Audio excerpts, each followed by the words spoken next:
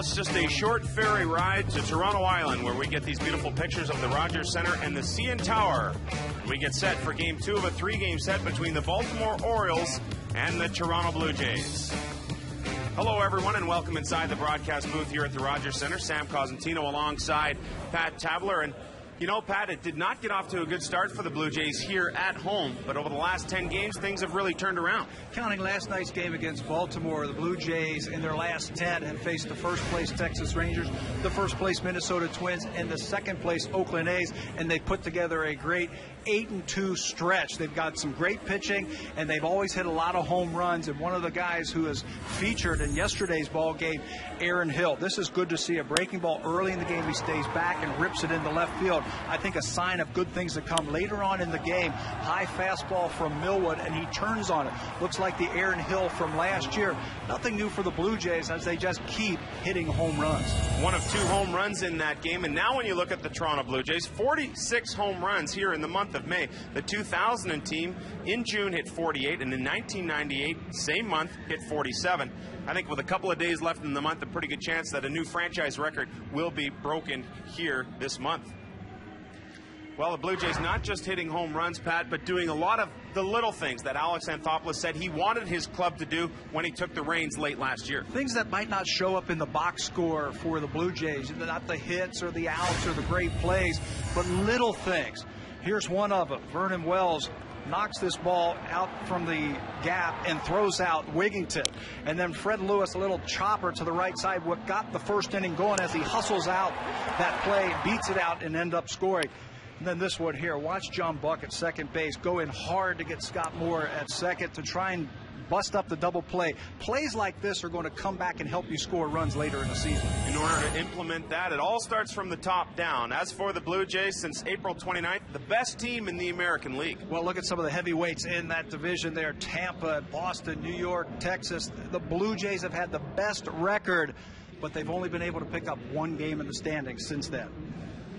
Well, the Blue Jays will turn to Brett Cecil today. The lefty, coming off 2 consecutive wins on the road, has not fared particularly well here at home, but he's a little bit different guy this year. Yeah, he looks different, and I think he's very positive in what he does when he goes out on the mound. After his first 7 starts in 2009, he had a winning record, but the ERA was up over 6. He's a more confident pitcher. He knows what he needs to do when he gets himself into trouble, and I think that shows in the opponent's batting average just at .229. Well, Brett Cecil forgot his glasses on the last road trip. It resulted in a pair of wins. Like Thelma from Scooby-Doo, he's found them, looking for his 3rd straight win here today.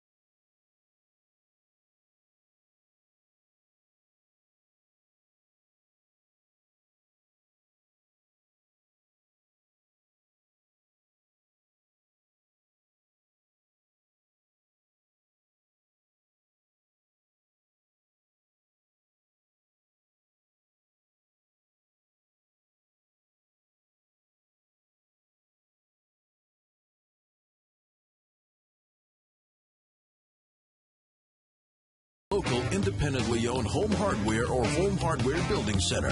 Homeowners helping homeowners. A picture-perfect afternoon here in downtown Toronto. Welcome back inside the Rogers Center. In for Buck Martinez, I'm Sam Cosentino alongside Pat Tabler. Game 2 of a 3-game set.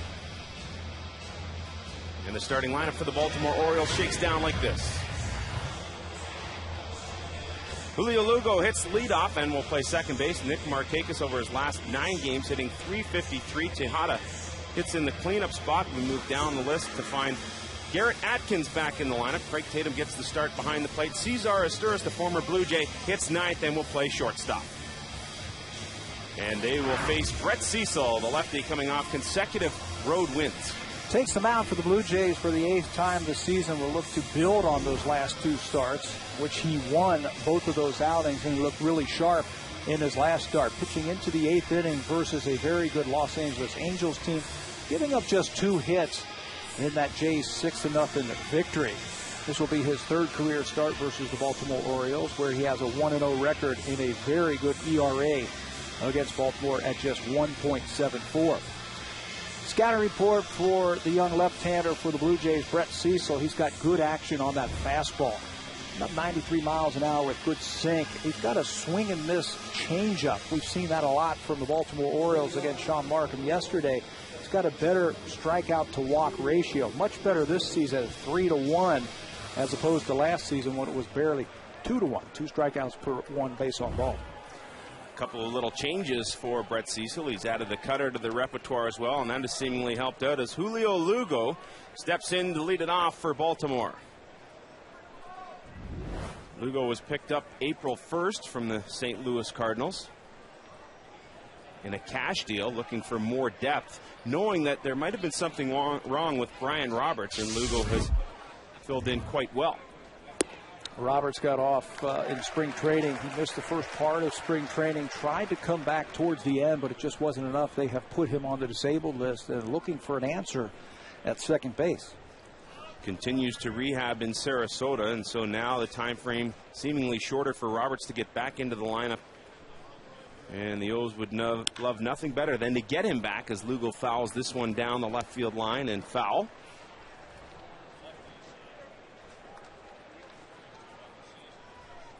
Brett Cecil just seems like a different guy. Seems so much more confident, so much more outgoing. I think that has to do, Sam, for what he went through last year during certain starts. 0-2 hit to center field. Vernon Wells tracks it back and reaches over his head. A good running catch by Wells to start it off. We'll put a star right by Vernon Wells' name after that great catch as he looks up into the rafters here at Rogers Center. Here's how the rest of the defense will line up for Cito Gaston this afternoon. Fred Lewis and Bautista will flank Vernon Wells in the outfield. Infield, the same as we saw in yesterday's ball game. And Guandon Carnacion at the start at third base. And Jose Molina in the lineup this afternoon, making his 16th start. Day game after a night game. The veteran in there catching young Brett Cecil. Has done a great job throwing out runners if it's a situation where runners get on. Nick Markakis hitting the 2-hole, looks at strike 1 from Cecil.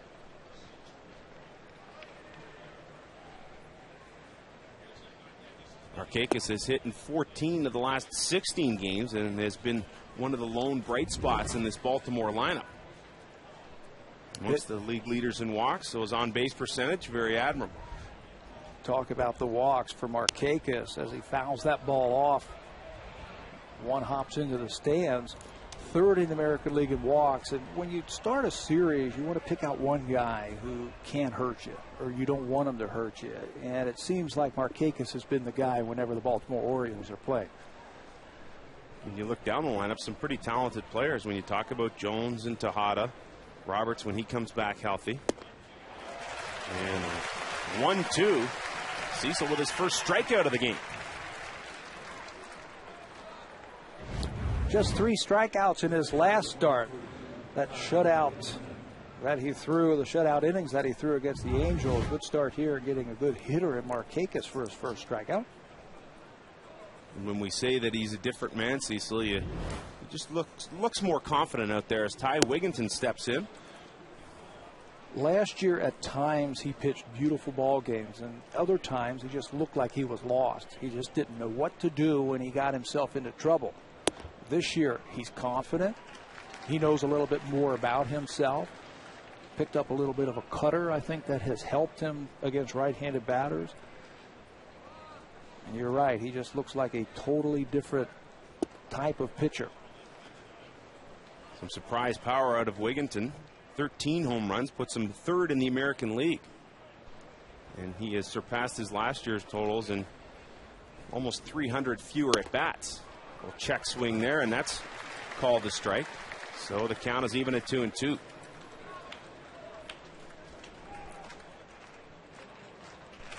So important to get off to a strong start. Cecil will try and do that here. The 2-2.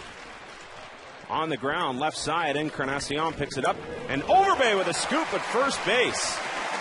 A little lackadaisical on the throw, but Overbay. Beautiful pick. Well, you have to play good defense. The Blue Jays do that in the top of the first inning. Vernon Wells takes away extra bases. And Overbay saves.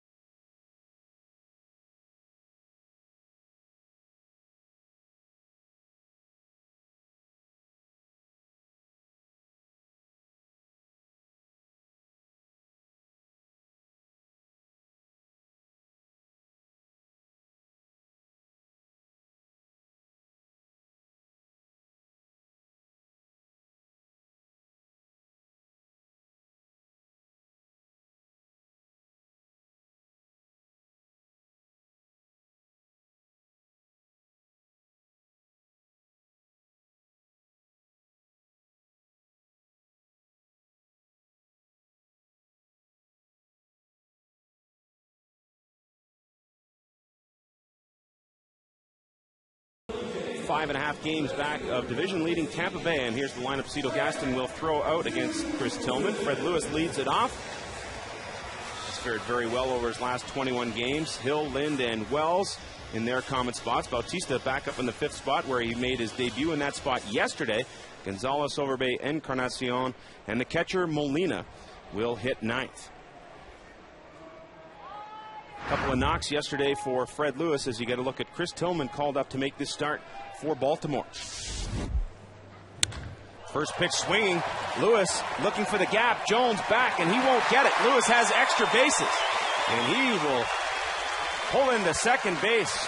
On the first pitch, he sees a stand-up double for Fred Lewis. If you throw one of those get-me-over fastballs, first pitch of the ball game against Fred Lewis, he's going to make you pay. Not wasting any time, he goes down and gets it. Adam Jones is fooled by this ball as it takes off, and Fred Lewis has a stand-up double. Good start. Jones, an excellent center fielder. Can't get to that one, gets it in quickly, but by that time, Lewis is on second base with a leadoff hit. 15th double this season. Lewis, leading the league in doubles here in the month of May, continues to add to his totals, and what a find he has been for Alex Anthopoulos, hitting in that leadoff spot and doing very well at it. Thank you very much. Aaron Hill steps in, and you get a look at Chris Tillman. One of the top pitching prospects for the Orioles. This is his season debut after being called up from AAA Norfolk yesterday after the game. 10 starts down there, a very good ERA at 3.2. Forget about the wins and losses. That's not what the minor leagues is about. It's about developing pitchers. He also had a no-hitter this year down in the minor leagues. The one number we're going to watch is the base on balls. A much better number this year for Tillman. Just 12 walks in about 60 innings of work in AAA. And as a result of the move to bring Tillman up, Clay Meredith of the bullpen was sent down to AAA. 2-0, and Hill taking a mighty hack at that, trying to impart some of the knowledge he received yesterday from Dwayne Murphy and Cito Gaston and pitching coach Bruce Walton. Get ready, get that front foot down, and be ready to swing the bat. Squaring up a couple of pitches in yesterday's game, it looked like the Aaron Hill that we saw all of last season. Lewis with his lead at second. Tillman looks him back. And the 2-1 is in there for a strike. The no-hitter Pat speaks of, April 28th. Walked 1, struck out 6.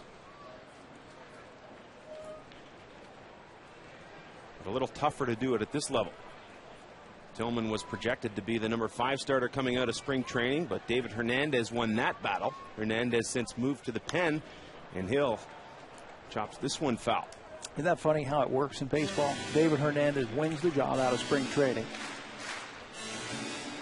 has 8 starts, and then is moved to the bullpen. And the guy who replaces him is the man he beat out in spring training, Chris Tillman, who's one of their best pitching prospects. And they have a few more down in the minor leagues to the Baltimore Orioles. Tillman acquired in that trade that sent Eric Bedard to the Seattle Mariners. Adam Jones, another big piece coming back. Kim McColio's a top prospect, waiting in the wings for Baltimore. And another good swing put on the 2-2 by Aaron Hill. Tillman got a taste of the big league life last year, in which he went 2-5 with a 5.40 ERA. Pitching for a couple of months, and already in his young career, 2 starts versus the Blue Jays.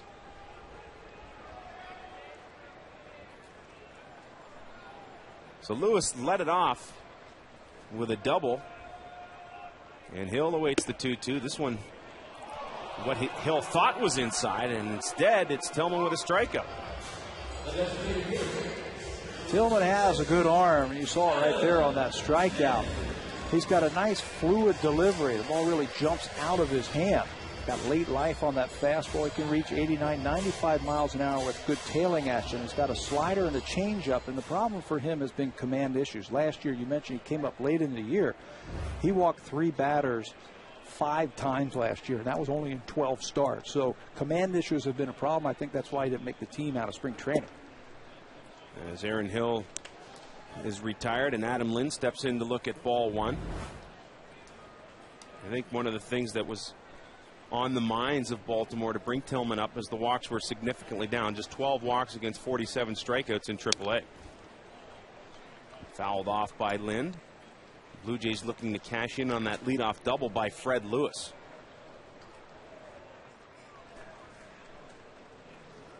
Well, it's been a tough stretch for Adam Lind, who is mired in an 0-for-11 slump.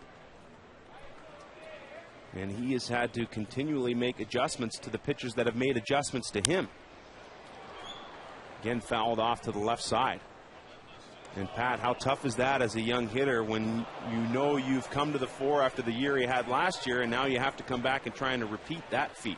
Bill Buckner told me one time that every year he had to make an adjustment. And you know what type of career Billy Buck had. He had over 2,800 base hits.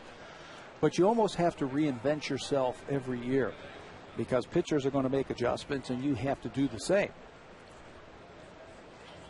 The 1-2, and that one misses just away. And for Adam Lind, it's been a steep learning curve in trying to make said adjustments. But it's funny, you know, the batting average is not there. And I think by the end of the year, it'll be up to the 280 or the 290 spot where it should be. But the production is there. And under 200 at-bats, 7 home runs and 26 driven in, which is still pretty good. Decent April, but his May numbers have slipped. And when it comes to Lind, he's at his best when he goes the other way.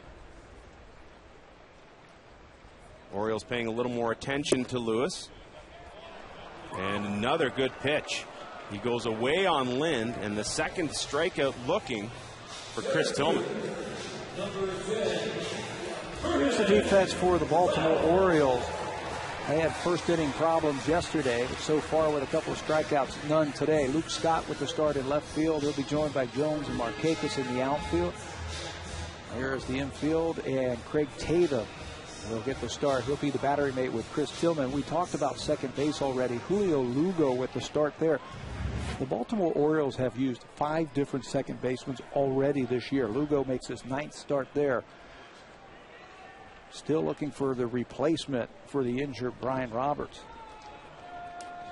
Just figure you get Brian Roberts signed to a long-term deal. You know he's going to be in the lineup every day, and then all of a sudden the herniated disc starts to act up in spring training. And we saw him early on in the season in that April 9th to 11th series.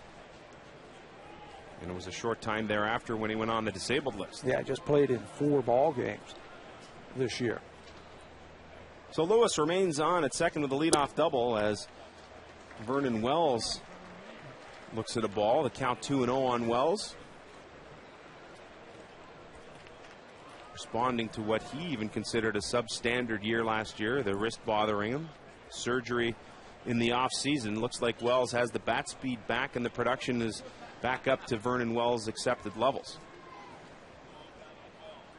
2-0 to Wells, and that one misses just a little down. When you watch him hit this year as opposed to last year, you can see him how he tracks the ball a lot better this year. Lets it get a little bit deeper and then explodes on the ball with that good hand action. There's his numbers against the Orioles. Doesn't like the 3-0. But when you can wait back as long as possible and recognize pitches, you don't have to get out in front and then you're fooled by those off-speed pitches. This year he's relaxed, he's staying back, he's keeping the hands back and driving the ball out of the ballpark. 3-1, Wells, big swing there, and he swings through the Tillman pitch. And it's one thing when your head is telling you what to do, but the body cannot respond. I think that was the case last year. Still drove in close to 70 runs in a substandard year. And you would expect a healthy season would produce close to the 3,100 numbers that people have come to expect out of Vernon Wells. Full count pitch. Fights it off.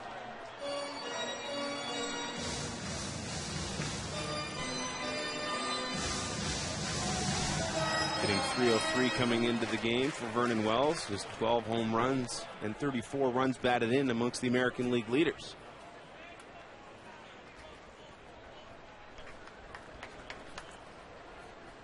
And so Lewis continues to stand out there at second base waiting for a little help after that leadoff double. Wells will try and bring him in here. Full count pitch. Popped out of play.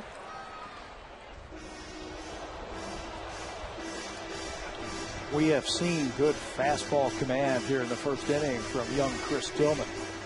Good pitch to Aaron Hill to strike him out. Good placement with the fastball against Adam Lynn. Now he's trying to pink that outside corner again with a fastball against Vernon Wells.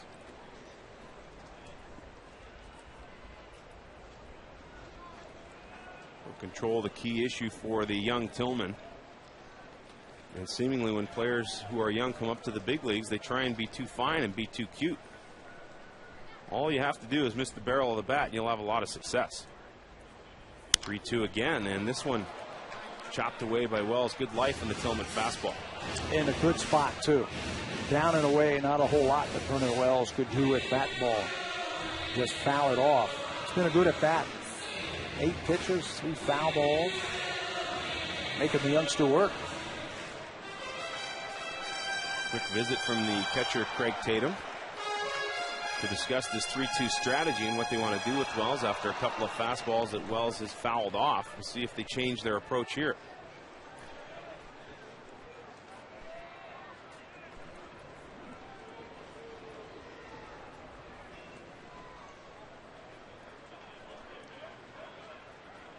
And the 3-2 is fouled off once again by Vernon Wells. And this is just a great battle going on between a pitcher who's found his spots and a hitter who won't let him get it by him. And you got to guess that they're going to keep going there. It's a 9-pitch at bat, and he's fouled off 4 of them already, all on the same pitch. Fastball away. He's shortening it up, trying to gauge the speed of that fastball.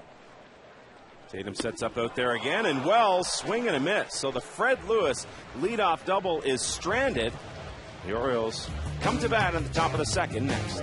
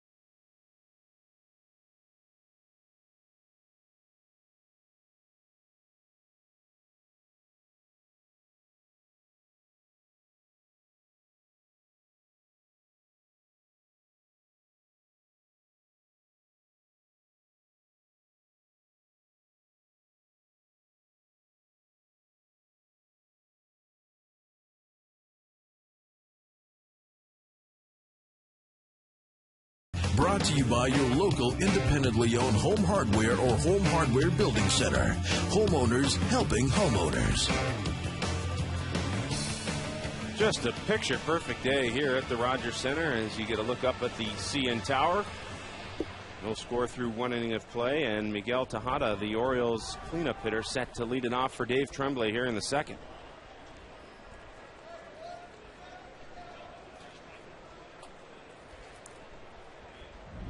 Tejada in his return. Gotten off to a pretty good start, hitting .271 with the 4 home runs. First pitch swinging, popped up left side.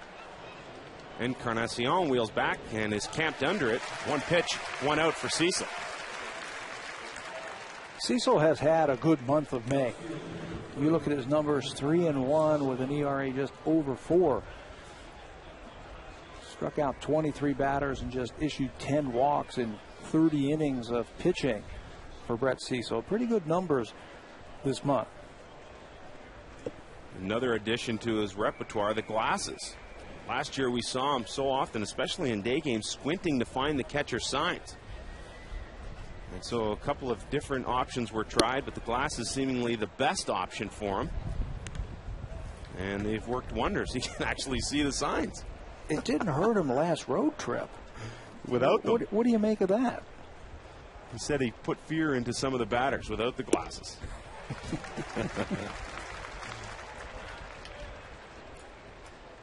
Luke Scott in his second game back after missing the last series against Oakland with that shoulder issue. Pat, a guy you have seen a lot of coming up through the Cleveland system. Yeah, good hitter. Good idea at the plate. Probably the only guy in the American League who is sorry to see Roy Halladay leave. Yeah. Because he used to own Doc. I asked Dave Tremblay about that yesterday, and he said, well, our strategy has been to tell Luke Scott that each and every starter is Roy Halladay. Good breaking ball from Cecil. But sometimes it's hard to fathom when you look at this Baltimore team, the worst record in the American League. You look at some of the bodies and some of the numbers. A surprise from Wigginton. Scott's numbers are pretty good. Tejada. You have Adam Jones there, who struggled at the start of the season but has started to pick things up. Big swing and a miss there, and Cecil comes up with his second strikeout of the game on Luke Scott. Right, he's got that nice, easy motion, does Brett Cecil, and all of a sudden the ball is right on top of you. Did look like Luke Scott picked this one up. Hides the ball a lot better this year, I think. Gets his arm up a little bit quicker, and a good placement there, that ball. You were just talking about the Orioles and the problems that they've had this year. You're right. You look around at Adam Jones and Markakis and Millwood and some veterans who know how to play the game and have had great success, but they have one of the worst records in all of baseball, and that might have to do with games decided by 1 or 2 runs. They have played 24 of their 49 games have been decided by 1 or 2 runs, and they have a losing record against that. The check down to first base to Todd Tishner, who says no, Jones did not swing, and the count is even at 1-1. But Pat, when you lose a lot of 1 and 2 run games, that's usually an indication to me of the bullpen, and the bullpen has really struggled this year for Baltimore. Yeah, they have it, and I think that's just part of it. I mean, the bullpen didn't lose them the game yesterday. Another part of their team fell apart, and that was the defense in the first inning. They fell behind very quickly because of some mistakes. When you have that type of record and the problems that they've had, you can't really say one thing. It just seems like every little thing has gone wrong and magnified against this team. 2-2 to Jones, fouled off. And you have to win on the road, and they have not been able to do that. In fact, their road record this season is the worst in all of baseball. Just 6 wins and 20 losses for the O's on the road this year. Recipe for success for any team is to win, obviously, more games at home, but at least play 500 on the road. Jones to the right side. Overbay giving chase. And that's it. The inning is over. Cecil has seen 6 and retired all 6. The Jays lead it off with Bautista.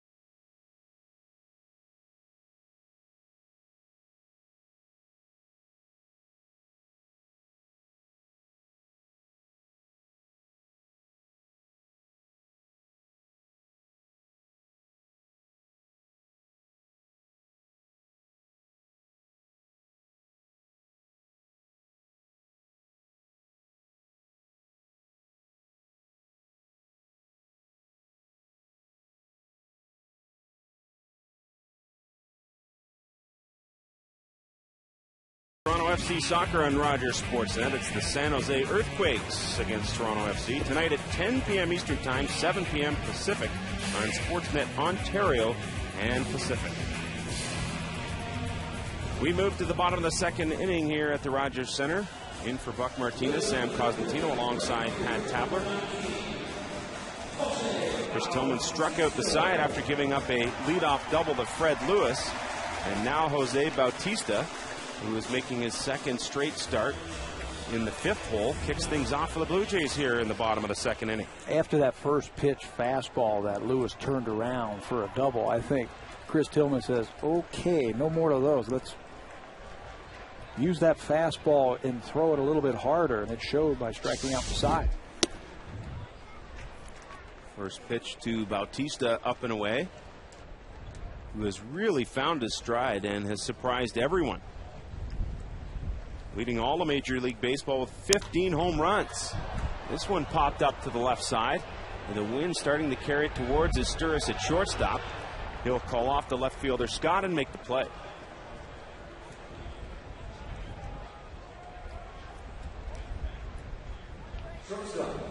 Well, if you want to see a major league pop-up, watch Bautista. He knows that he should have hit this one. Sky at a mile high. And Bautista can just watch it for the first down. A very similar reaction from Bautista in the 6th inning. And a line drive to left field. Frustrated that it didn't fall in. And Gonzalez swings through, strike one.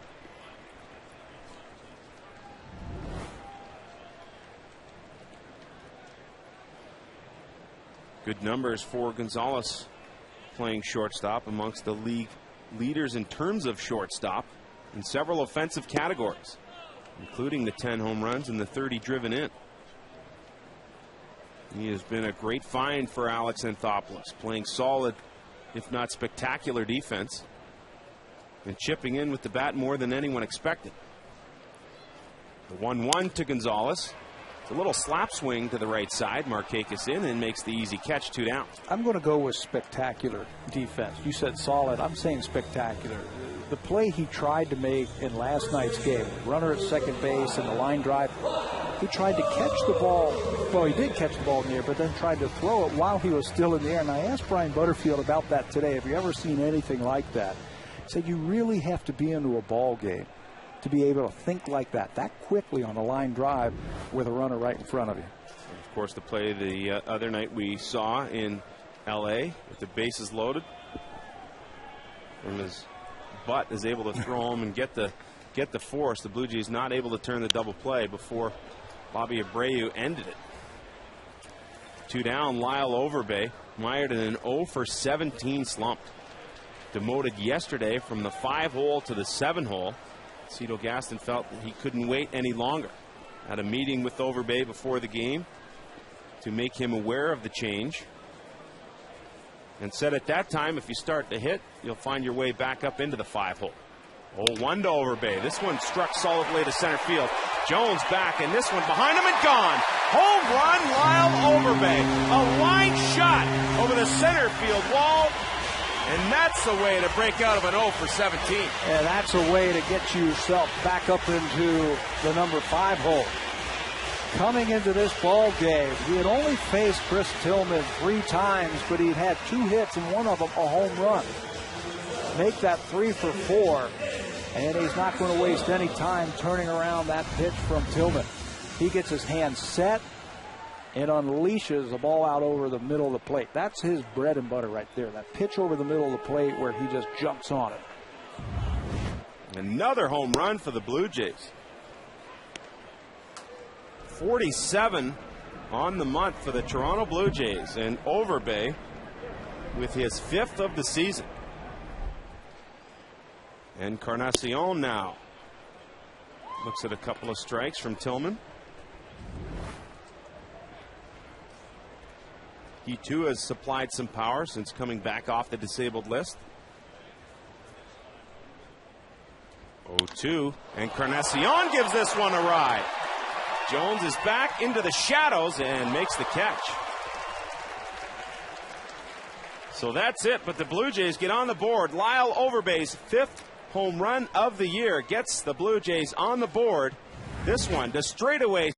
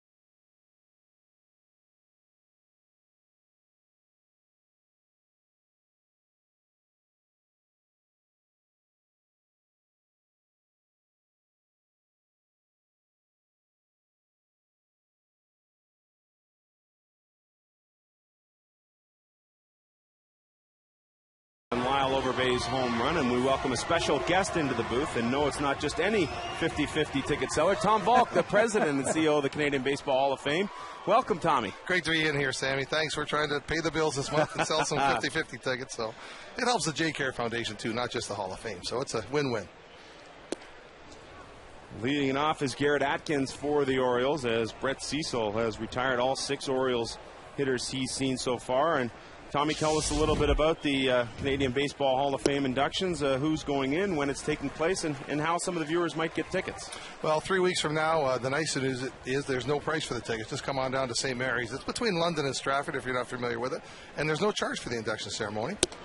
0-2, and Cecil records his 3rd strikeout of the game, and he looks to be on so far. You know, I only get a half inning here, so I don't mind them getting a couple hits so we can talk about this Baseball Hall of Famer, but I like seeing them blow people away like that.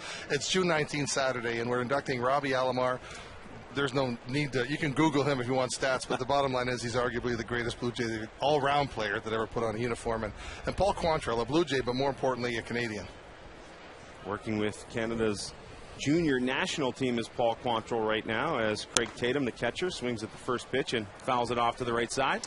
Well, one of the great things about Paul and some of the other Canadians is they've come back and they've continued to give. His boy is playing, but he's coached Team Canada. He's got the Port Hope baseball program on a high right now. And, you know, for those little towns like St. Mary's, that's big to have a guy like that come back and chip in. The 0-1 to Tatum, and that one misses just a little in. Pat, what do you think about a rubber arm? Paul Quantrill appeared in 841 games as a pitcher. How do you do that? I don't know. I mean, throw some left-handed, maybe right-handed. Popped up right side, Hill giving chase, and coming in from his right field post is Jose Bautista, 2 down. Now we got a couple posthumous inductions as well. 2 Montrealers, Calvin Griffith, who owned the Washington Senators and moved them to Minnesota, and the other one is Alan Roth, unknown to some but not to others. If you're a statistician or a fantasy league player, Alan Roth was the father of sabermetrics, so really did a lot in the way of statistics in baseball back in about a half century ago. Tell us a little bit about the Kids on Deck camp. Well, that is an up-and-coming program. It's gone from 1 week to 3 weeks this summer. You come down to St. Mary's, you check in on a Sunday, you leave on the next Saturday, and we teach baseball every morning. And we've got some excellent instructors, including former Blue Jays. Kelly Gruber's coming in this year, for example, and Tony Fernandez as well. And they swim in the afternoons, and each night we do a little more individual work.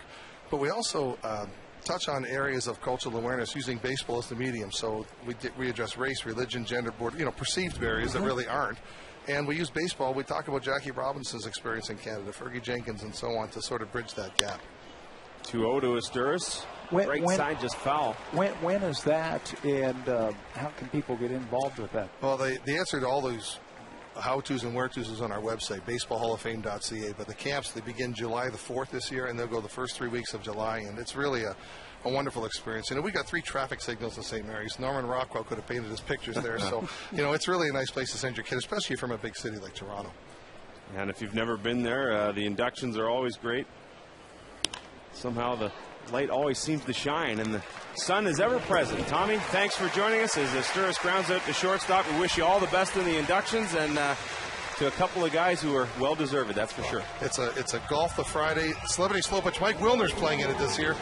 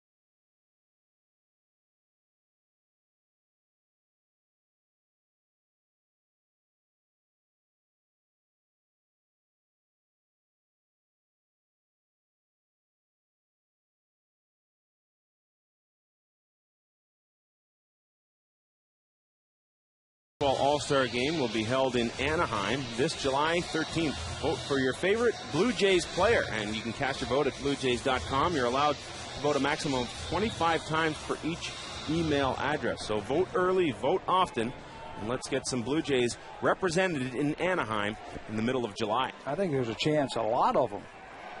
Jose Bautista, Gonzalez, Vernon Wells, Sean Markham. If Sean Markham isn't the pitcher of the month in the month of May, something's wrong with baseball. What's been so impressive about Markham is his ability to be a stopper as a starter, coming back all 5 of his wins following a Blue Jays loss.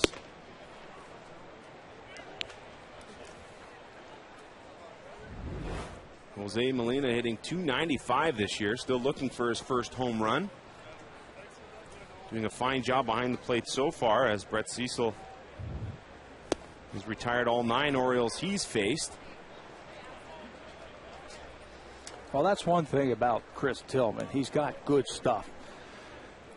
A developing slider, a developing changeup, but it's the fastball and that good overhand curveball we just saw that really sets him apart.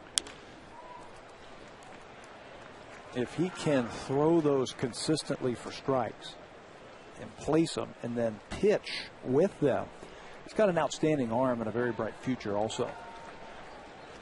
One of 5 Orioles pitchers to make his major league debut going back to the 2009 season, and that's why there was so much promise for the Orioles coming into this year. When you look at Ferguson and David Hernandez, Brian Mattis, a rotation that is young and reminds some of what we saw from Atlanta and Oakland, going back to Hudson and Mulder and Zito and that sort of thing, but it just hasn't come to that fruition yet.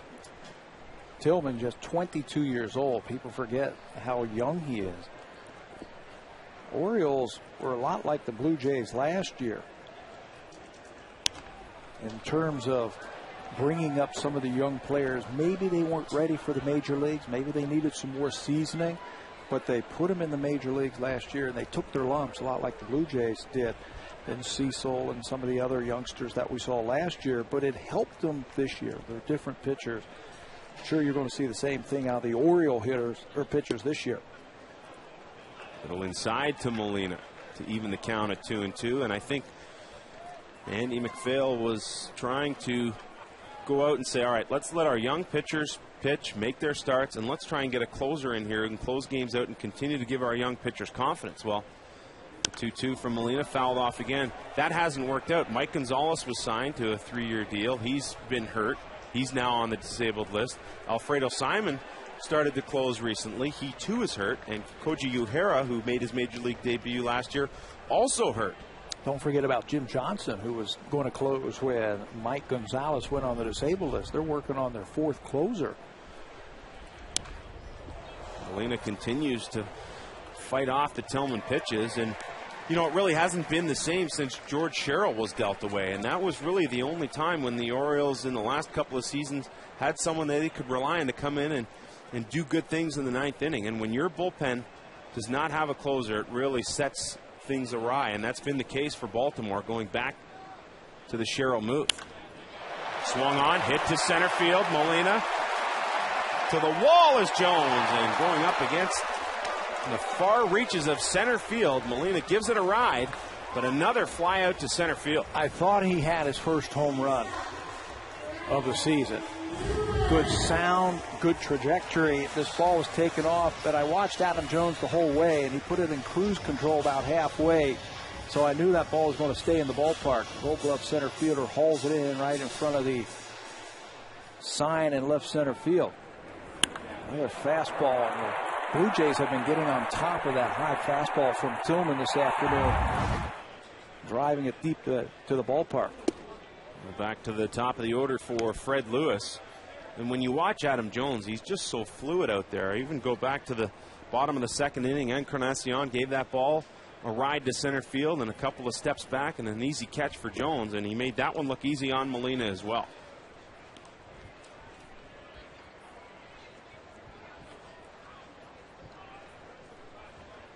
So Fred Lewis kicked this game off with a double to center field. As the Blue Jays wearing out that part of the field. They've given Jones a lot of work so far. Time to pick on someone else. The guy out there is pretty good. He's pretty good. Keep it away from Jones in center. 3-0, and Lewis looks at that one, and he's on base for the second time in this game. So Lewis missed the last couple of games of the Anaheim series with a bunion in his left foot. He had it drained, got back into the lineup yesterday, went 2 for 4, and I think really kicked things off right off the hop. Hits a ball to the right side, beats it out, steals a base, ends up scoring on the Aaron Hill base hit. And from there, the Blue Jays never looked back. Well, he didn't take anything for granted on that little chopper to the right side of the infield, leading off yesterday's game for the Blue Jays. Just out hustled the ball. Got it started. You mentioned the stolen base. How about the play he made in the outfield yesterday, throwing out Nick Markakis at second base?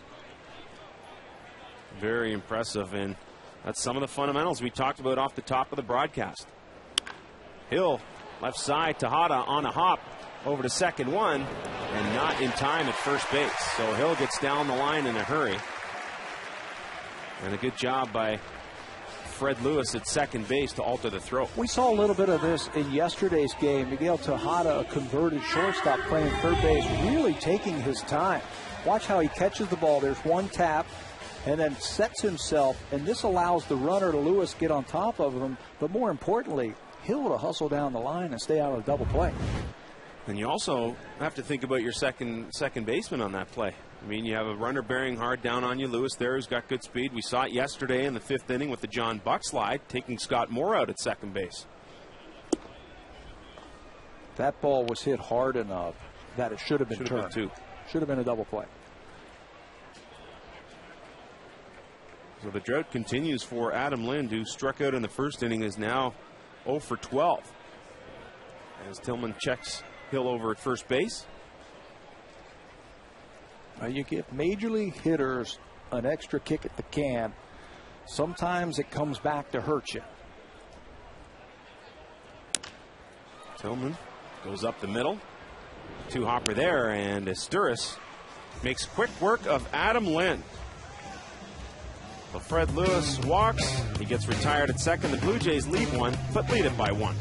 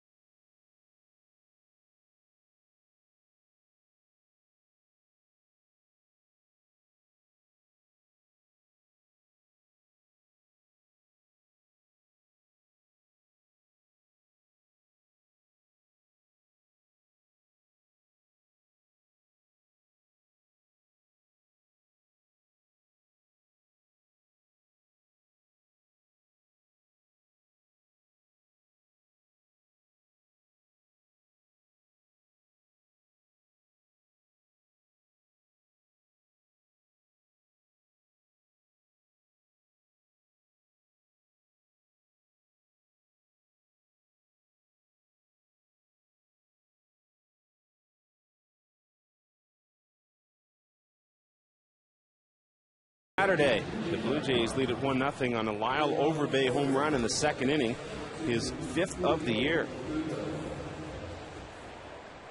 Julio Lugo flied out in the 1st inning, and we are back to the top of the order for Baltimore.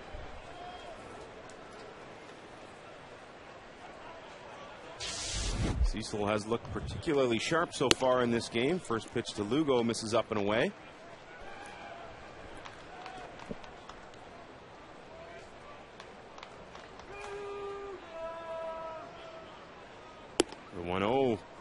misses as well. So Lugo showing a little more patience than he did in his first at bat.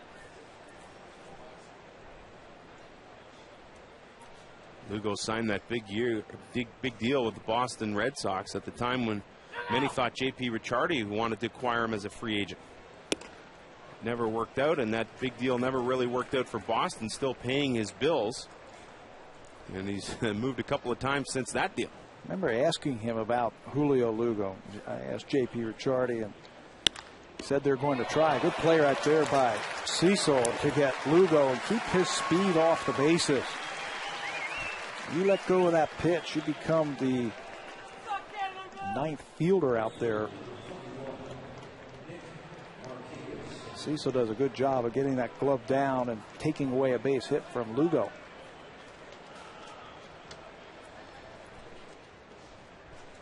And now it's Nick Markakis' turn. One thing Brett Cecil has done well this year is fare well against lefties, but Markakis first pitch swinging, and that is the first hit of the game for the Baltimore Orioles, right back up the box. So Markakis does what Lugo could not. The Orioles have always been a great organization since 1960. Look at how many times they have been in the playoffs. World Championships in the 60s, 1970 they were in the playoffs 5 times and won it against the Reds in 70. But it's been a tough decade for Baltimore. Full rebuilding mode right now. First base runner of the game for Brett Cecil, and Ty Wigginton gets this out of play on the right side.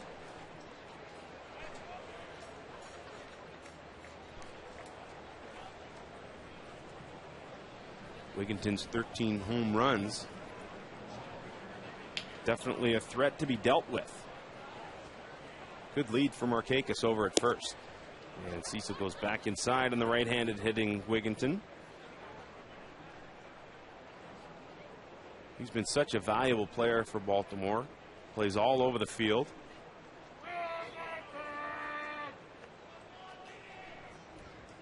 Great leadership, good versatility. And a super bat so far this year. And a quick look over to Markakis at first.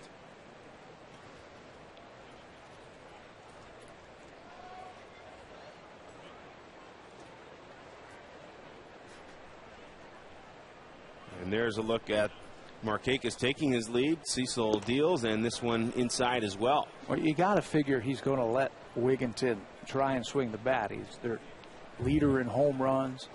He's driven in 32. Markakis can steal a base. He set a career high just a couple of years ago with 18. But where he is right now, you got to figure that they're going to try and let Wigginton drive him in. Encarnacion over to Aaron Hill. Hill with the turn. And just like that, the 5-4-3 gets Brett Cecil out of the inning. He's allowed one more than the minimum. Well, this is how you turn a double play if you're the third baseman. Catch, crow hop, get it to your second baseman, let him do the rest. And Hill does just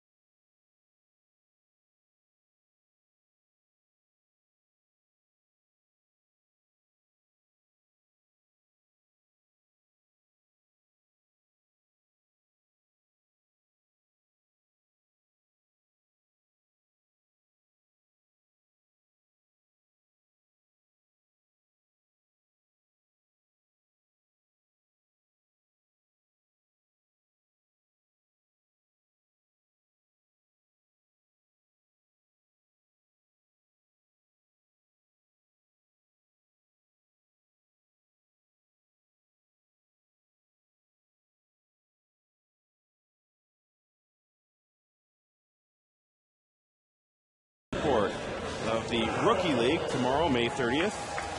In the final game of the set, bring down your lightly used baseball equipment and monetary donations accepted at gates 3, 5, 10, and 13 during the pregame. Tickets can be bought for Blue Jays games at 416-341-1234 at bluejays.com. So if you have any old baseball stuff lying around, the Rookie League would really appreciate it, and got a sense yesterday of how important that program is here with the Jays Care Foundation. 1-0 Blue Jays, bottom of the fourth inning. Vernon Wells leading it off against Chris Tillman. Just one chink in Tillman's armor so far. The home run given up to Overbay in the second inning. Both so important for Overbay, who broke out of an 0-for-17 slump. Wells awaits the 2-0. Same situation he got himself into in the first at bat, and the same result there. A big swing and a foul straight back. Eventually struck out on a high fastball. Tillman actually missed his spot on that last pitch to Vernon Wells. He wanted it away from him, to stay away from his power. Little change of speeds from Tillman that time, and that too misses. So you can expect Wells to be taking another rip here.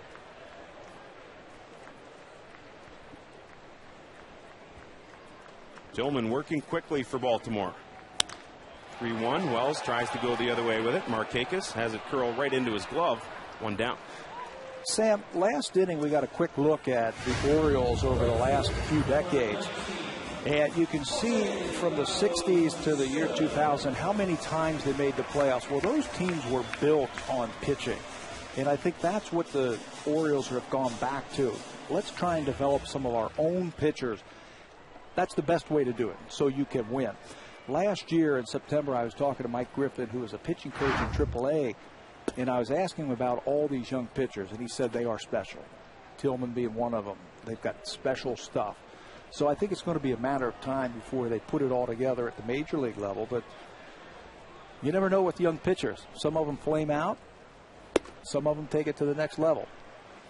And the other thing you have to consider, especially when salaries become an issue, tough to buy pitching. You spend so much money for number one and number two starter, and you pay so much for them. And there's a product of some of the pitching that was developed by Baltimore. On the left side of your screen, that's Mike Flanagan, who also pitched here for the Toronto Blue Jays. But you look at names like Mike Mussina and Jim Palmer and Scott McGregor, and the list goes on and on. One point about free agent pitching, you don't always get your money's worth when you sign free agent pitchers.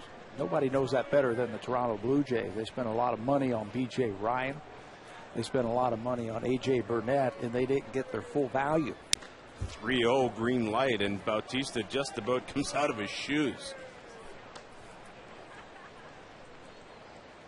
But a lot of times teams will get to a certain point where they need to augment with that one free agent pitcher. Right. One guy. And if you can take your chances and do your research and due diligence, that one guy can oftentimes put you over the hump. 3-1 to Bautista. And this one misses high. So Bautista displaying power and patience so far this year.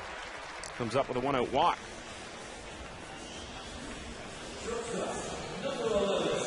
Second walk of the game issued by Chris Tillman. When it comes to Tillman, Adam Jones, George Sherrill, Cam McColio, Tony Butler, all coming over in exchange for Eric Bedard. And that move hasn't panned out particularly well for the Seattle Mariners, and it has worked wonders for Baltimore. Bautista with his lead. Tillman checks, and Gonzalez looks at ball one. I think Seattle would have been happy with the trade, knowing that they gave up some great players if they could have gotten the Eric Bedard that we saw a few years ago. I mean, he was dynamite. 200 strikeouts, good for 15 or 16 wins a year. Looking for someone to pair with King Felix at the top of a rotation that features a great righty and a great lefty. Well, that hasn't worked out to that point with Bedard, but now Cliff Lee filling in there, and still things a little awry in Seattle. Yeah, I know Bedard, they were hoping to get him back in July or June, but I read somewhere that he had a little bit of a setback again, and going to be a little bit longer time spent on the disabled list. Gonzalez awaits the 1-0, and that one misses as well.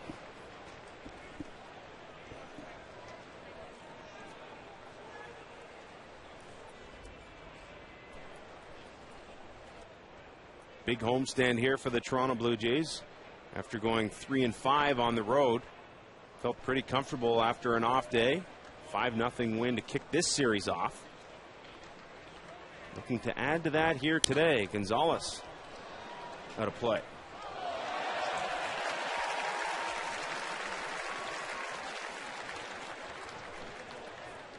But as is the case with most young pitchers, the pace considerably slower with runners on, and we're seeing that out of Tillman right now. He wants to be extra careful with some good hitters, and Gonzalez, Overbay on deck, has already touched him for a home run.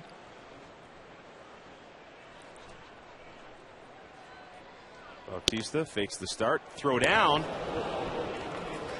and Bautista back in safely. Yeah, if you're going to deke at first base, meaning bluff like you're going to try and steal, and the ball is taken, that secondary lead, you've got to get back quickly. Bautista does that. He bluffs like he's going, then he looks in, and now he hops a little bit, and he's still pretty far out there. Craig Tatum with a good snap throw to first base. Almost gets him. Wigginton half step in front of the bag. Couldn't get the ball back there. Bautista is faked out as this ball is hit to the right side. Lugo over to get it and makes the catch. So they tried to fake him out at second base, but Bautista was not biting, and now they're 2 down. That's a great point about trying to decoy him at second base. Whenever a runner takes off in less than 2 outs, the middle infield is taught to act like there's a double play. You know where the ball is. The runner does not know. Cesar Asturias, the shortstop, acted like it was a ground ball to him and he was going to try and flip the second. As a runner, what do? You look for the base coach. He'll tell you, watch the shortstop act like he's going to flip the ball like it's a double play, but Bautista quickly finds Omar Malave, the first base coach, and tells him it's up in the air. Lucido Gaston getting a little risk-taking in his approach as you look at Omar Malave making his major league debut this season. Longtime coach in the Blue Jays farm system, and rewarded for that with the promotion to the big leagues. So Overbay, 1 for 1 in this game. Hit a home run in the second inning, his 5th of the season. Hitting in the 7-hole for the second straight game. The average just creeping up over 200 now. Decent production numbers, but still nowhere near the average we have come to expect out of Overbay. Bautista shortens his lead. And this pitch down again. And a tough time for Overbay to be in a slump. Free agent year. So much talk about a deal being made.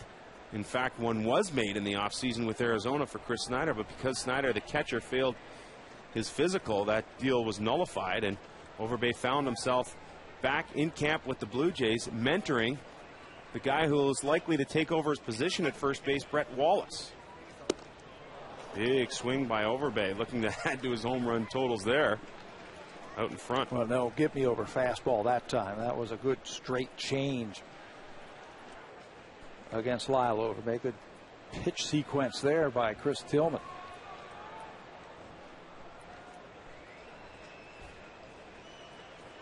Blue Jays so in love with Overbay's defense, and how can you not be? We saw another example of it in the first inning. 2-2 inside.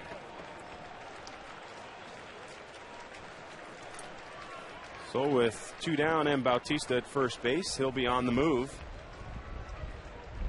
And Overbay in a spot here to get something good to hit. And with a good left-handed batter in Overbay.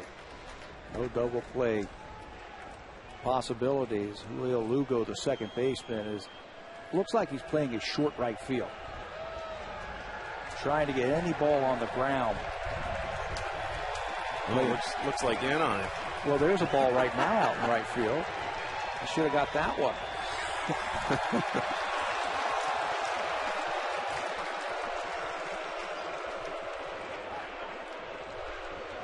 Well, the bubble has burst, so to speak, and Overbay will await the groundskeeper getting back off the field and get set for the 3-2. Wigginton behind Bautista at first base. He's on the move. 3-2, hit right back to Tillman. Will jog it halfway to first base, and the inning is over. The Blue Jays continue to lead at 1-0. We move to the top of the fifth next.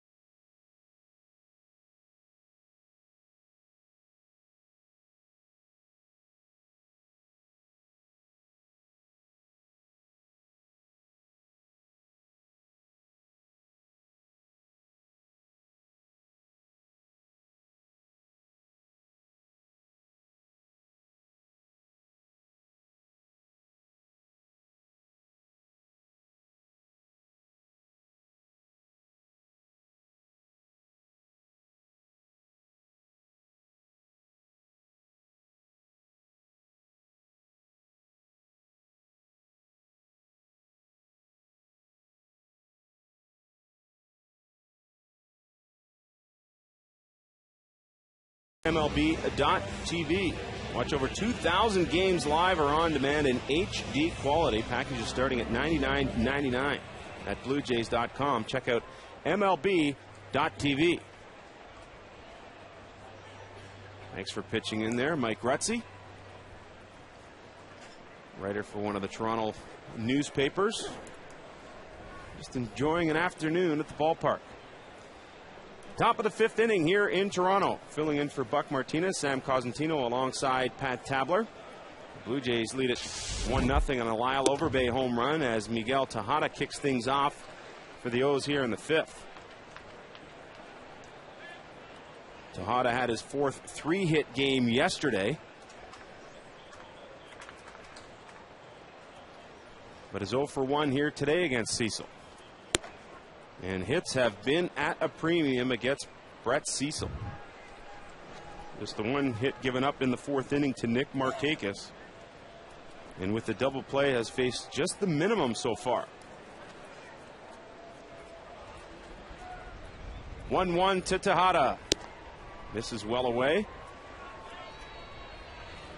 For Tejada, a triumphant return, if you will, to Baltimore. We were there for opening day, and the fans gave him a rousing applause when he was introduced in the pregame ceremonies.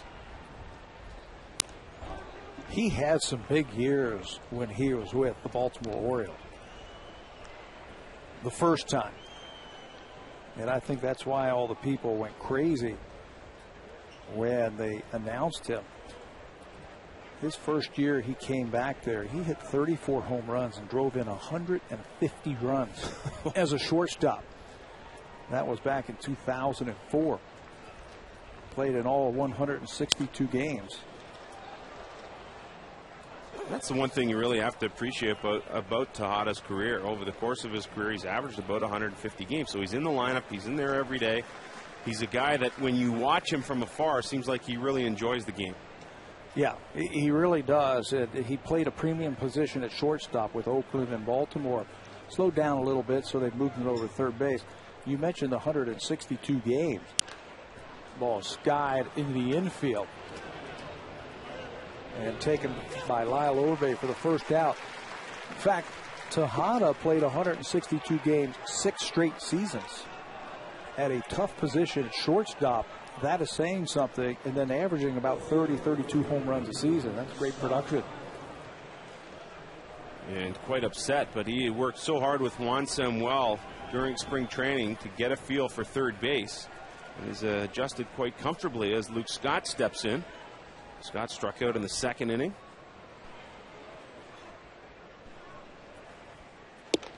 And Cecil has been oh so tough on lefties. Yeah, just a 140 average coming into this game. The only hit today by a left-hander. By a lefty, go figure. He is just painting the corner. Watching him warming up in between innings, he's got a nice thing going with Jose Molina, the catcher. Molina was set up on the outside part of the plate for a couple of warm-up pitches, and then moved to the inside, and he is just dealing on the corner. Hasn't thrown too many balls in the middle of the plate this afternoon so far, and Luke Scott is the fourth strikeout by Brett Cecil this afternoon. Second time that he has gotten a tough hitter, and Luke Scott. Good breaking ball here by Cecil. Get it out of the strike zone with 2 strikes. Don't even come close to the plate. Make that hitter expand. He does just that to pick up the out. Well, another tough hitter follows in Adam Jones, whose 13-game hit streak was snapped yesterday. Popped out to first in the second inning, and here he swings through Cecil's first offering. Cecil has been working quickly. He's been getting ahead, and he has been extremely accurate to this point.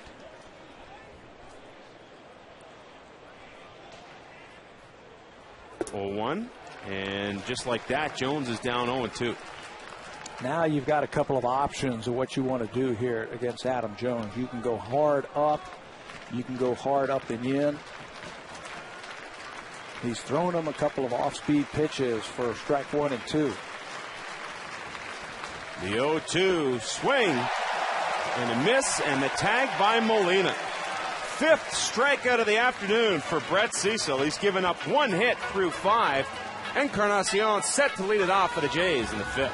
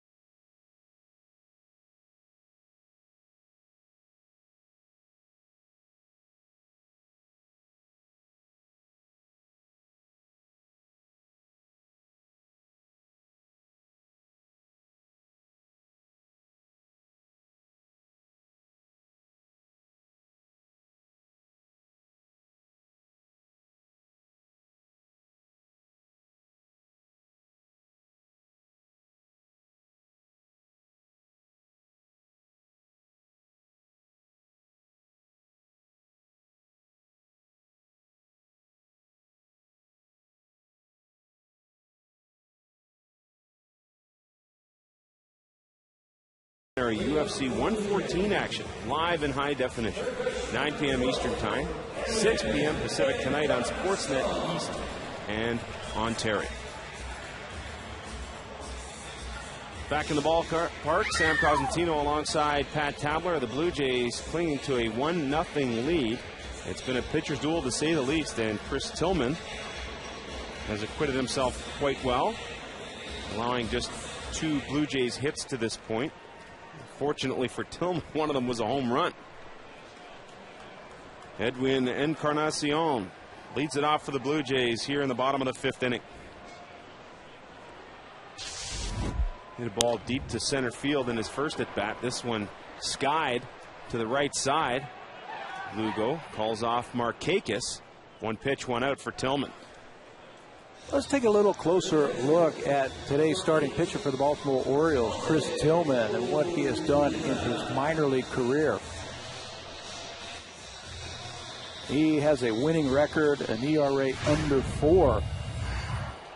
The whip is still a little high at 1.3. That's walks plus hits divided by innings pitched. Right around 1 or below 1 is excellent. Well, you can see he's got the power arm, averaging 9.5 strikeouts per 9 innings.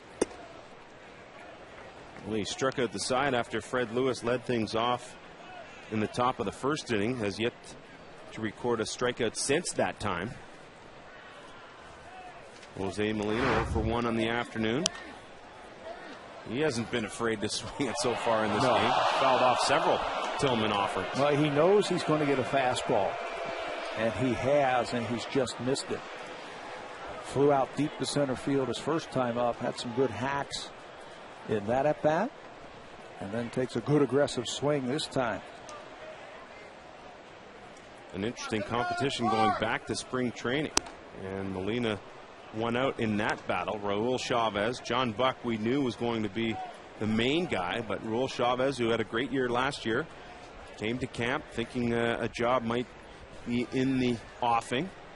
The Blue Jays then went out inside Molina and liked what he brought to the table, so Chavez back to AAA as Molina goes up the middle. Lugo playing shallow center field, bobbles it, and Molina's got himself a hit. Well, we'll see how they score it, because Lugo, if he comes up with the ball cleanly, has plenty of time to throw out Jose Molina.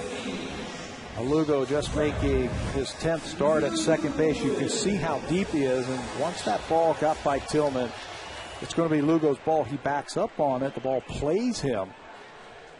And I guess because the ball was so deep into the outfield, Molina has been awarded an infield single.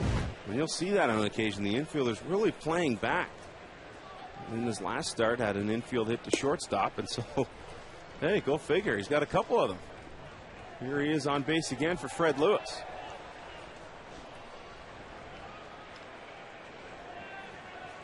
But I think the key, Pat, is going back to what we talked about off the top of the broadcast. Fundamental baseball. That ball's hit on the ground, looks like an easy out. Molina doesn't give up. While he's not the fastest guy, still got down there as best he could.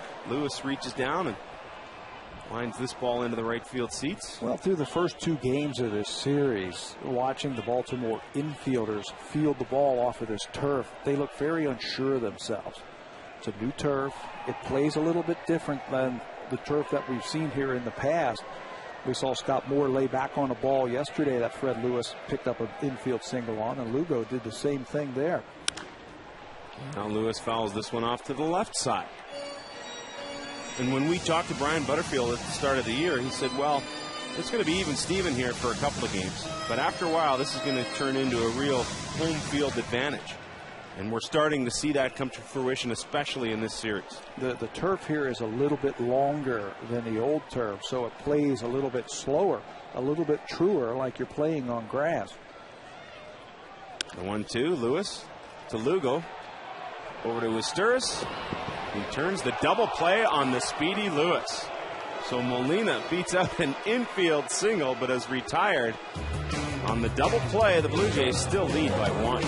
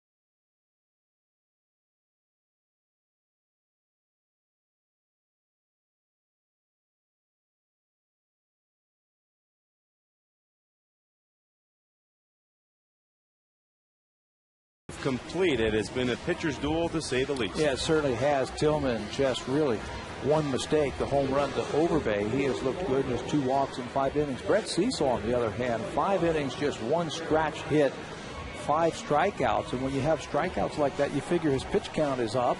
It's not.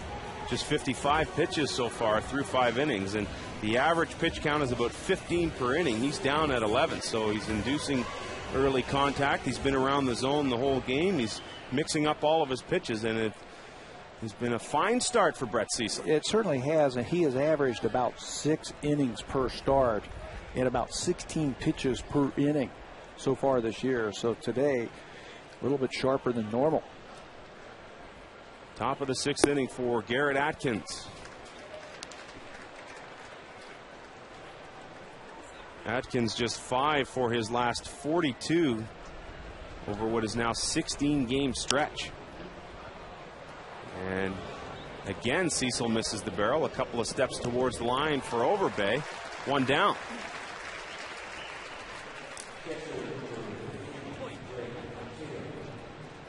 Well, Cecil added again. 16,194 in attendance for this afternoon's game. Getting to see a fine performance from Brett Cecil.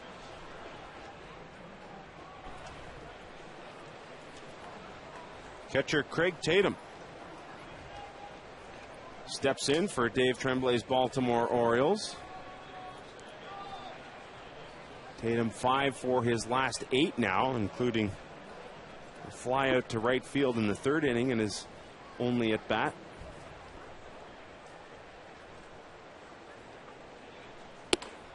And the Blue Jays have done a fine job of keeping these Orioles bats at bay. A 5-0 win. Sean Markham on the hill yesterday. And through 5 1/3, Brett Cecil's done the same thing. The Orioles have really had their troubles here at the Rogers Center. Jays have won 6 straight. 15 of their last 17 right here versus the Orioles. They've shut them out twice already this year in 4 games. Another good pitch by Cecil. And the one thing that tells me he's going good, I love it when a pitcher works fast. That tells me he's confident. That tells me he's working well with the catcher. The results have bared that out so far. 1-2. Very rarely this afternoon has he had to shake off his catcher, Jose Molina. They are in tune today. Becomes so much easier when you work ahead in the count. This one to left field. Lewis started back. Now he has to hustle in and make the grab. A big swing there by Tatum had Fred Lewis fooled. Great speed. He recovered. And it's been domination for the Blue Jays versus the Orioles so far in 4 of the games. They're going to meet them 18 times this year. And all the numbers bear out. They've outscored them 20-8 coming into this game, and they've out-homered them 7-1. Cesar Asturis, steady shortstop for Baltimore. 0 for 1 in the game. Grounded out to short back in the 3rd. And he reminds me of a throwback shortstop, a guy who's going to hit you about 250 but play great defense. Do some of the little things, can run a little bit, can bunt. Won a Gold Glove for the Los Angeles Dodgers back in 2004. He'll steal your base, not a whole lot of power. What, like a Bud Harrelson or a Larry Boa, that type of guy. Old school. This one to the right side, and Asturis has himself extra bases. Bautista playing shallow, chases this ball into the corner, and Asturis will pull up at second base. So a 2-out double for the steady shortstop. And really interesting to see where Bautista was playing him. Well, that was just a good piece of hitting, first of all, from Cesar Asturis. Opens it up just a little bit. 2-strike count. Tries to backdoor him with an off-speed pitch. Not a big swing. But with Bautista playing shallow and towards the line, that ball hit hard and rattles around into the corner for extra bases. Bautista was just a few feet away from double play depth. He was way in on that. Third double of the season for Asturis, and with 2 down, we move back to the top of the order for Julio Lugo.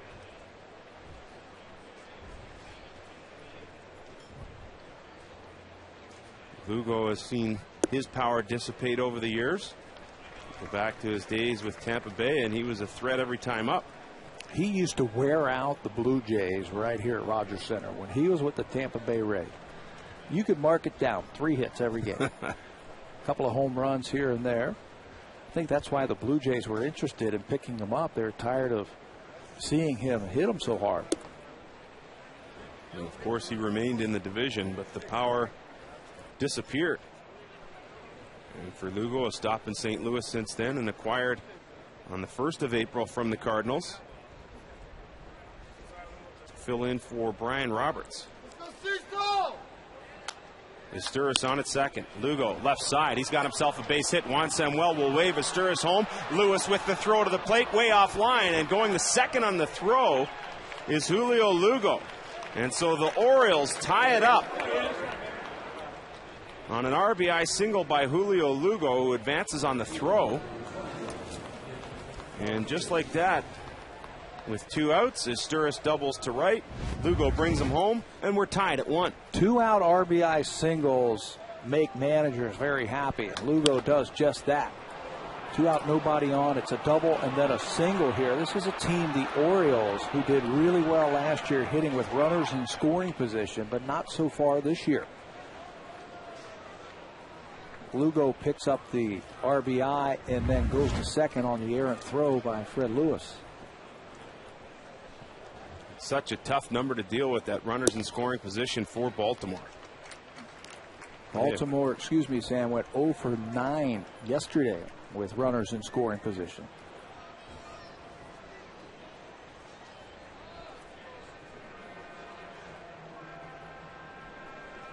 That number continues to remain down.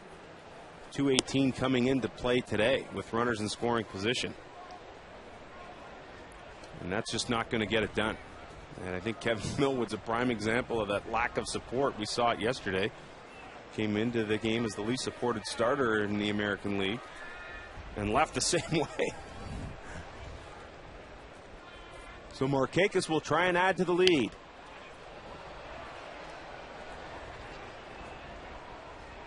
Broke up what was a no-hit bid at the time in the 4th inning with the first Orioles hit.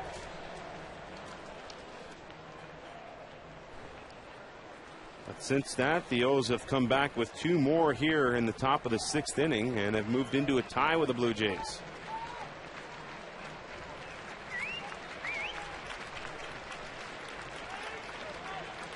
The 1-2 reached out for by Markakis, tapped up the third baseline.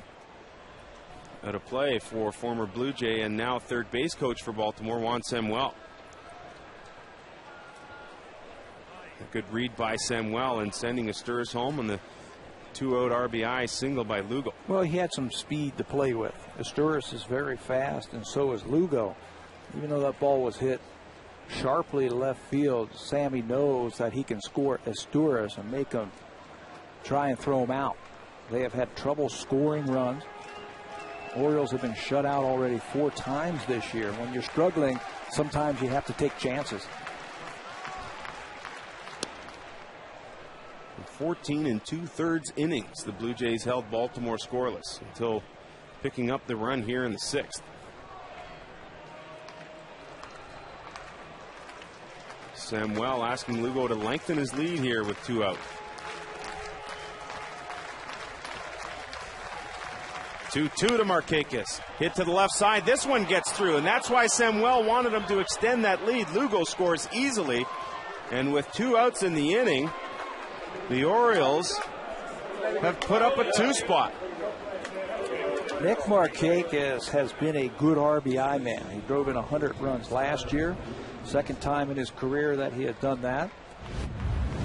And this is why I watch him choke up a little bit and just poke the ball to left field. This is how you pick up big runs. Get the ball in play. Something good could happen, and it does for Markakis and the Orioles as he breaks the tie. Gonzalez squeezed towards second base to try and hold the runner Lugo close. And with that extra footage, Markakis was able to sneak it through the left side. 2-1, Baltimore leads.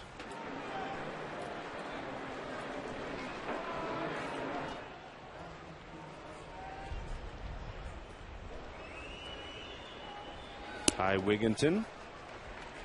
First pitch of the at-bat from Cecil is a strike. Wigginton hit into that 5-4 double three after the Markakis base hit in the fourth. Not a bad time now with 2 outs to see if Markakis can get into scoring position. This one hit to the left side. Encarnacion on a hop. The throw is errant. Pulls Overbay off the bag, and the inning continues. We have seen that on occasion from Encarnacion. When the ball's hit at him, that is seemingly when he struggles the most to get it over with accuracy. When he takes his time, it seems like the ball comes out of his hand a little bit differently. This time he takes his time and the ball takes off on him. Now, Overbay saved him earlier this game with the ball in the dirt. This time he can as the throw pulls him off the bag. 6th error of the season for Edwin Encarnacion, and a good RBI man at the plate gets the hit. First pitch swinging for Tejada.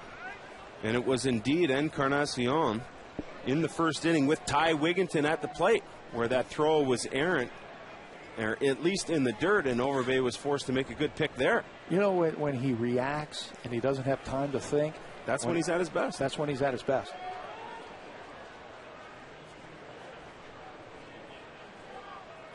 Tejada awaits the 0-1. That one misses from Cecil. You know, I had a conversation with Brian Butterfield about that very thing. I said, with a guy who seemingly throws better when he's on the move, do you not try and move him out of position a little bit to start, as opposed to playing him where you normally would? The charts say play here. Well, maybe play him 2 or 3 steps away from there, knowing that if the hitter hits the ball where he's supposed to, that Encarnacion will have to be on the move. Well, you got to catch the ball, first of all. I think you got to play where the hitting charts. The thing is, Alex Rodriguez had that problem a couple years ago with the Yankees. It seemed like when he took his time and things were in slow motion, that's when he made bad plays. What Larry Boa did with him when he was there, he just said, hey, take the ball and just throw it as hard as you can to first base. The problem went away. You ever have an issue like that? No. You just wonder if after a while it gets into your head. I mean, you talk about Chuck Knobloch or Steve Sachs. I never had that problem, Sam, because it's hard to throw the ball when you're the DH. But you played some third in your time. Yeah, I did. A little bit of first, where throwing isn't really a huge part of the game. But never an issue with the throws. No. You just had to put a big net behind the first baseman over there and just bounce right back to it. 2 on, 2 out, 2 strikes for Tejada. And Cecil misses down and in. And this is where his teammate Brett Cecil has to pick him up. The inning continues, and you have to face a tough RBI man in Tejada because of the error. Cecil now has to grind it out and figure out a way to get Tejada. Pick his teammate up.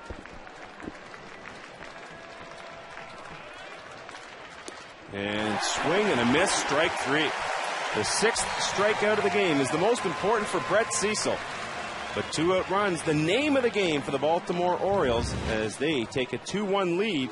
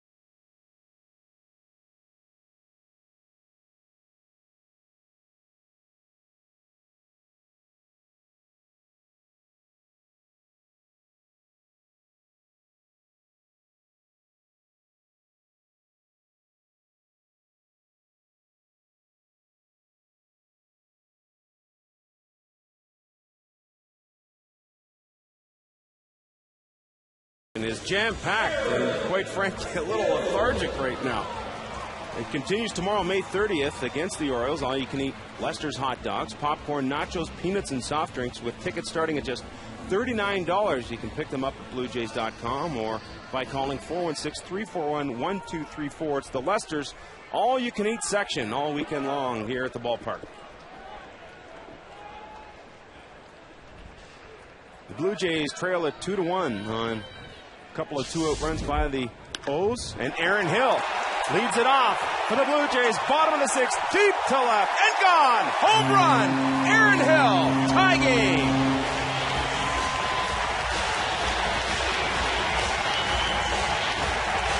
That didn't take long. Blue Jays down by a run, first pitch of the inning. Cito Gaston is real happy with his second baseman as he turns on it. One thing that you notice about Aaron Hill now, watch how he stays back on the ball and just uses his hands. Gets him ready and throws the head of the bat. And he knows, as soon as he put his head down, he knew that that ball had plenty of distance. And our Buck Martinez stat of the day, the Blue Jays' 20th first pitch home run. And the barrage continues from the Toronto Blue Jays. That's two more today. Give them 48 for the month of May. A sensational power display, and Aaron Hill seemingly finding his stroke once again. Hit his 7th yesterday. His 8th here ties it up in the 6th. And a very short-lived Baltimore lead is erased. 2-0 to Adam Lind. You know, that's one thing about Aaron Hill. He doesn't have a whole lot of at-bats because he spent so much time on the disabled list. But he's had great production. 8 home runs now. Cito says it's only going to take a good week, and that batting average is going to be back up where it belongs. Lind a little out in front. And for Hill, admittedly, coming off the DL, kind of babied that right hamstring, and he felt that it really affected his swing in that he was utilizing his upper body a lot more than he would have liked in order to compensate for a sore lower half. Well, your power comes from your legs. Your legs have to get you in the position to hit. Lind a little tardy to even the count at 2-2. We talked about it in the opening, about the home runs that they have hit in the month of May. They now have tied the 2000 Blue Jays, where in the month of June that year they hit 48 home runs. This is getting close to a franchise record. And Adam Lind follows the Hill home run with the base hit to right field. And the Blue Jays are back in business here in the 6th inning.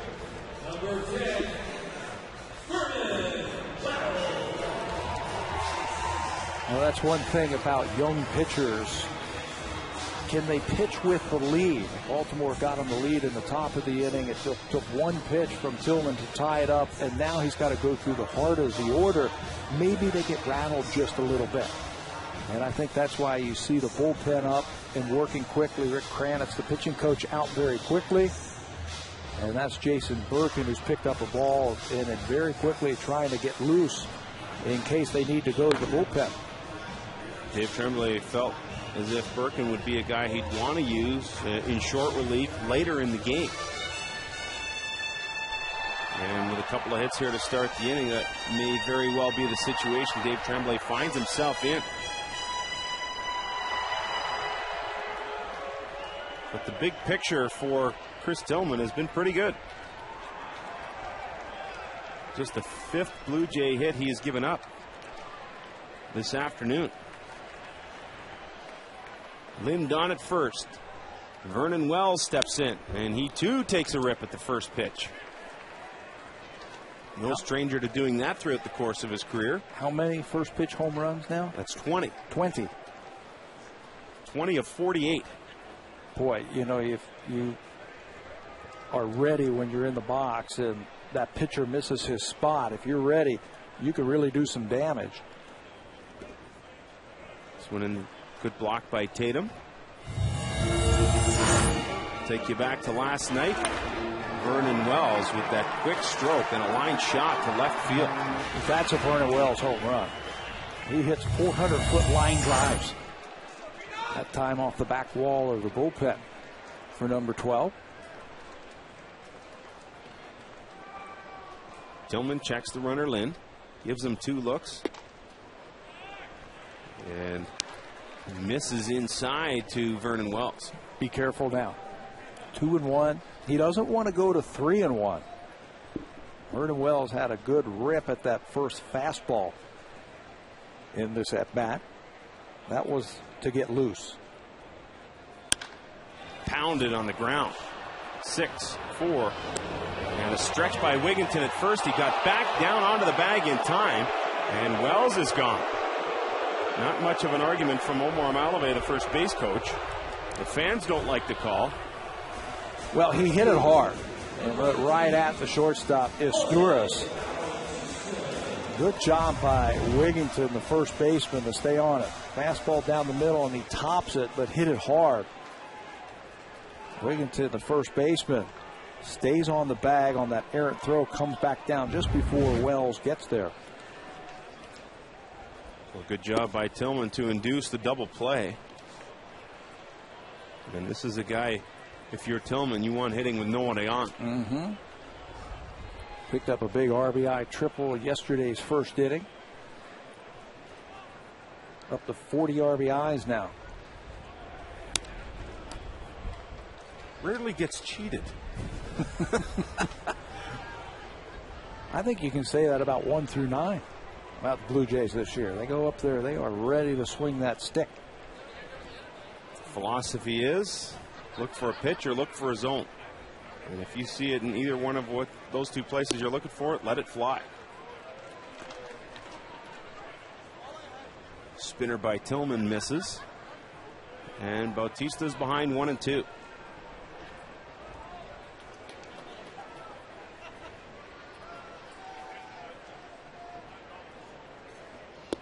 Takes a little something off there. You want to check the Todd Tishner down at first base. He says no, and now the count's even at 2. We got 2s everywhere. 2-2 ball game, 2 outs, and a 2-2 count on the hitter Bautista. Number 2, Aaron Hill, with the Blue Jays' second home run of the game.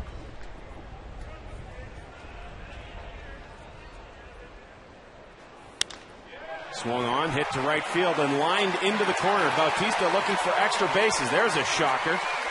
And he's in there standing up. A 2-out double by Jose Bautista, and the theme of 2 continues. 2-base hit for Jose Bautista. That's just a good piece of hitting. You don't try and do too much with the ball. 3-2 against Tillman. Another extra base hit for Bautista.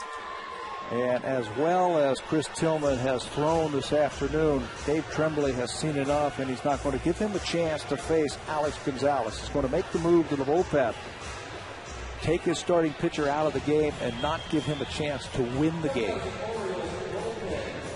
So Bautista's 11th double of the season spells the end of the afternoon for Chris Tillman. He'll give way to Jason Birkin. And when we come back, we'll introduce you to the Orioles reliever.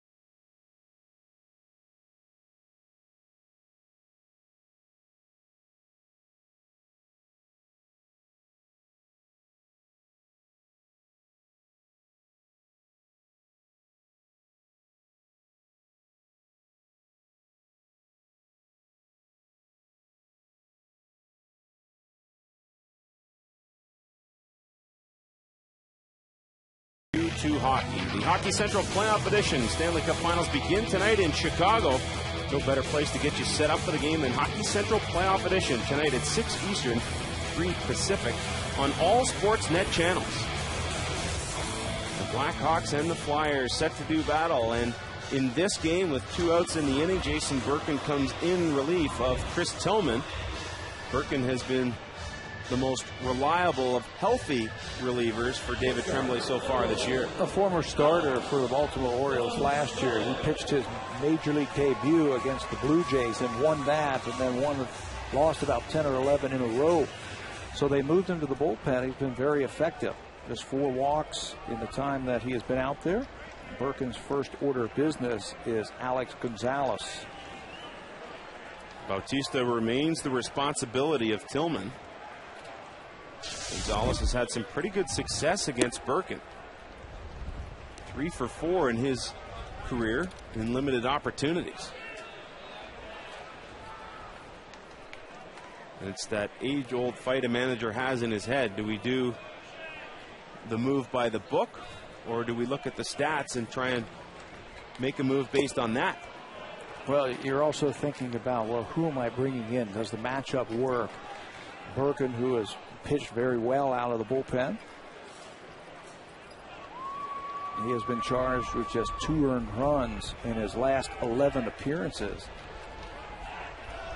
So Tremblay likes this matchup better than the Tillman versus Gonzalez matchup. And it worked out well as Gonzalez chases. Strike 3. Bautista is stranded at second.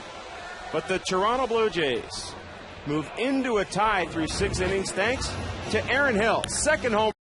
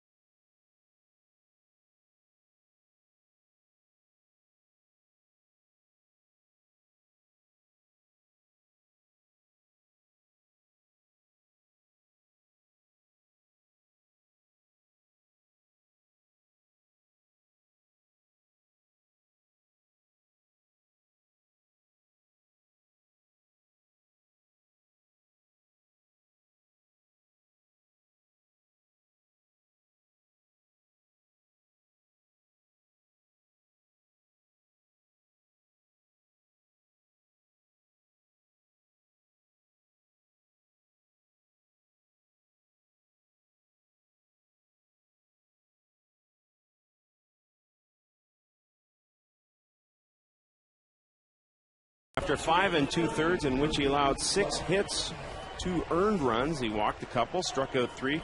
96 pitches overall. The pitching line brought to you by MLB 10, the show only on PlayStation. Nice seasonal debut for young Chris Tillman, just 22 years old, pitches into the 6th inning, just 2 walks, only 2 mistakes, the home run by Overbay and the home run by Hill, which tied up this ball game as we head into the 7th inning. Cecil remains on the hill for the Blue Jays, and he will face Luke Scott here in the top of the 7th inning. Scott has struck out on both occasions so far, back in the 2nd inning and again in the 5th. But always a threat. Hit into center field. Vernon Wells on his horse, and good running catch by Wells.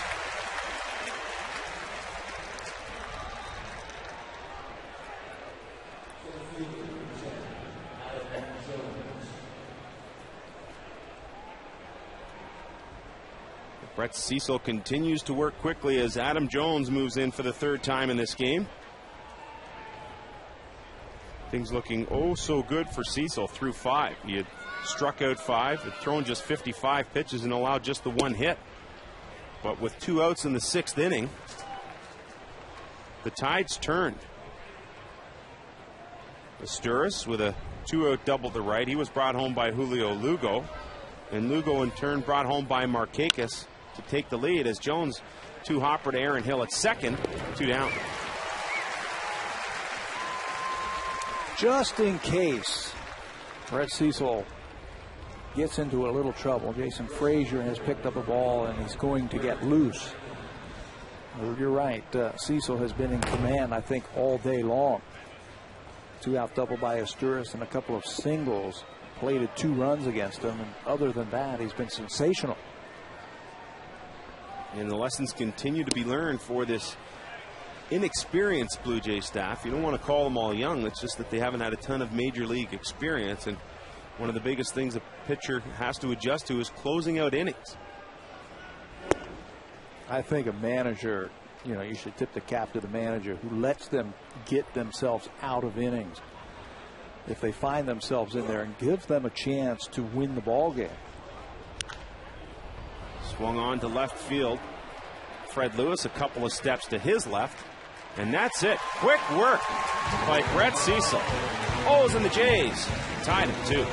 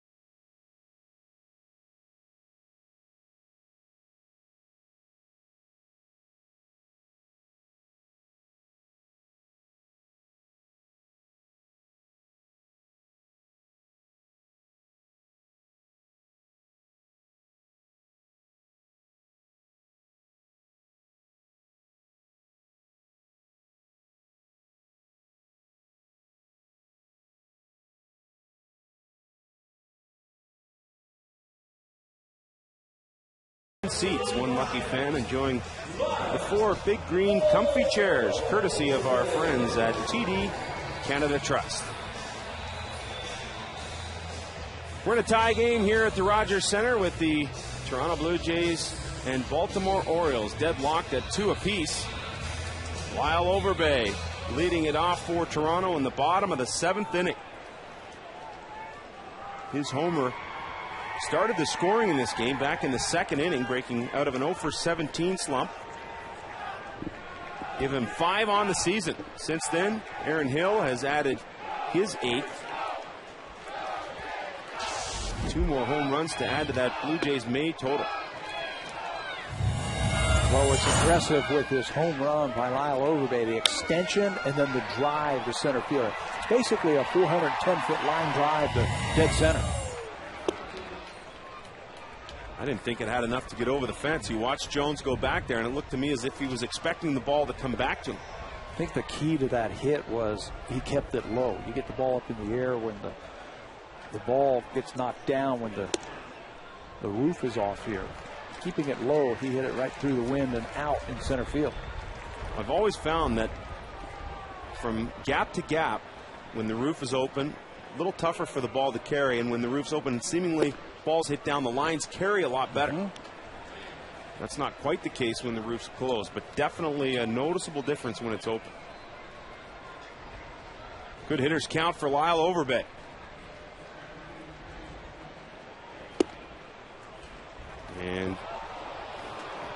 rather delayed call from home plate umpire Jim Wolf. I think that's safe to say that's something that's been plaguing Overbay. Not quite as aggressive as we've seen him in the past. And now awaits the 3-2. Big swing from Overbay, and Burkham strikes him out. Comes all the way back after being down 3-0 and strikes out Overbay. At the time, a 92-mile-an-hour fastball in the top part of the zone. Lyle can't catch up to it. Just climbed the ladder. The 3-1 pitch, very similar, but a little lower and a lot probably easier to handle for Overbay. Instead, he didn't offer at it and did on the 3-2 and one down.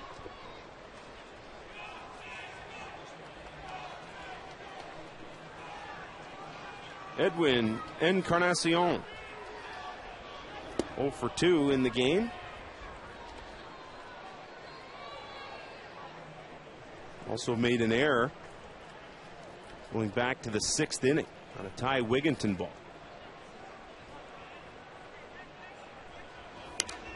1-1, another big cut by Encarnacion, and doesn't he fit the mold of this Blue Jays team? See something you like? And swing hard in case you hit it. Air it out. He's had 14 games against the Baltimore Orioles in his career, and he's hit 5 home runs against them. Hit down in the bottom of the lineup. Figure you're going to get some fastballs. This one in the dirt from Birkin. But we knew that Encarnacion had some power coming over from Cincinnati, a 26 home run hitter just a couple of years ago. Comes over in that trade that saw Josh Renicky and Zach Stewart also make their way to the Blue Jays. Lined out of play left side. Now, I know the ballpark in Cincinnati is a home of heaven. Okay, I mean, the balls fly out of there.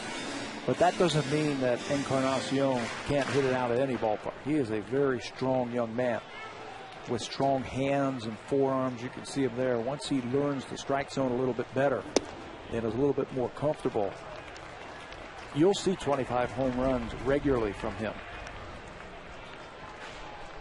And I know you predicted some of the power of Fred Lewis as well. So Encarnacion trying to add to his totals here. Full count pitch. Swung on and hit a ton, but foul. And another wicked hack by Encarnacion. When you get yourself ready in a good hitting position and get the barrel of the bat head out, good things are going to happen. You might strike out a few times, but you're going to catch one of those.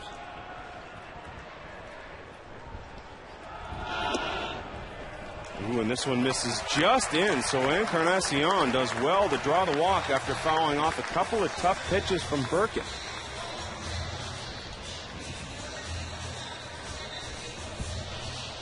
Jose Molina is going back to the back rack, and it looks like John Buck is going to pick a bat up and get loose. And so John Buck will come in to pinch hit. Buck, who's only been in that situation once before, is hitting .271 with 8 home runs and 26 RBI. Rich Kranitz now will come out and make a visit to the mound as you look at Buck's numbers throughout the course of this year. Good production for John Buck in just 133 at-bats. Rick Kranitz out on the mound is probably just going over the scouting report with his pitcher, Jason Burke, and what they want to do in this situation with John Buck.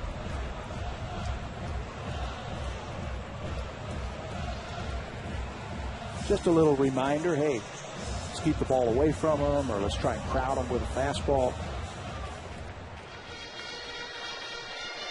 So John Buck, who received the same tutelage that Aaron Hill received going back 1 month ago. He got out there early hitting session with Dwayne Murphy, Cito Gaston.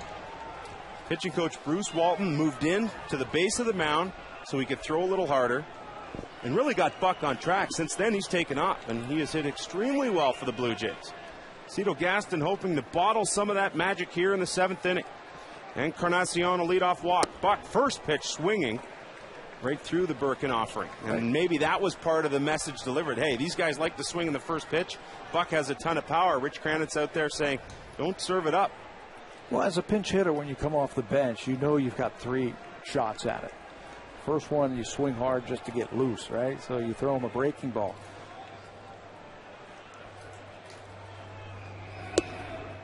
And now you see it. Buck's hit well against the Orioles over the course of his career. .324 average. A couple of home runs in there as well.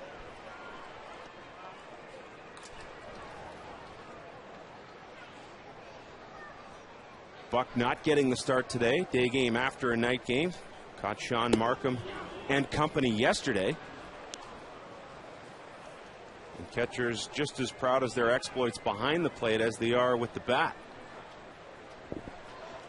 8 hits, 4 different pitchers for the Blue Jays yesterday, and a 5-0 shutout win to open the homestand. And improved to 4-0 against Baltimore this season. Buck awaits the 1-2.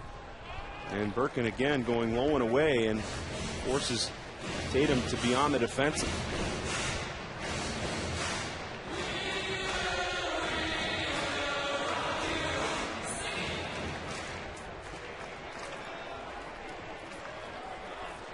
Two, bottom of the 7th inning.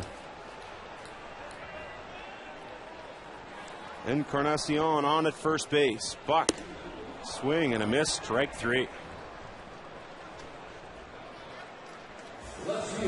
So Birkin has now struck out 3 of the 4 hitters he's faced. Well, he's got a good arm. Short motion. That ball explodes on Buck. John Buck swings right over the top of it. Every out that Birkin has recorded has been a strikeout. Back to the top of the order for Fred Lewis. He's been on twice in this game. First pitch he saw from Chris Tillman. He delivered it over the head of Adam Jones in center field, but was stranded as Tillman would strike out the side. Hill, Lind, and Wells. And then Lewis walked in the 3rd inning and hit into a double play in the 5th.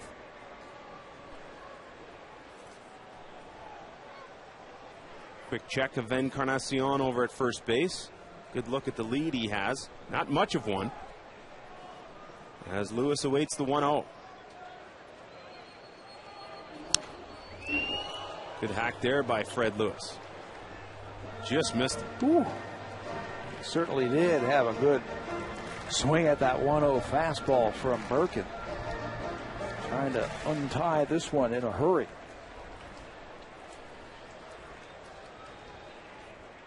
Great pickup for the Blue Jays and Fred Lewis. Looking for a little depth in the outfield. And as it turns out, he has become the everyday leadoff hitter for Toronto. The one thing that impressed me about Birkin so far is that when he's missed way down in the zone. Down. Yeah, you have to stay down.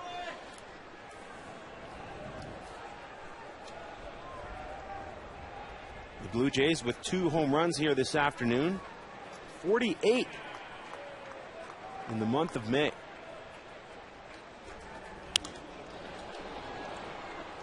Another good swing by Lewis. So he continues to fight off Birkin pitches.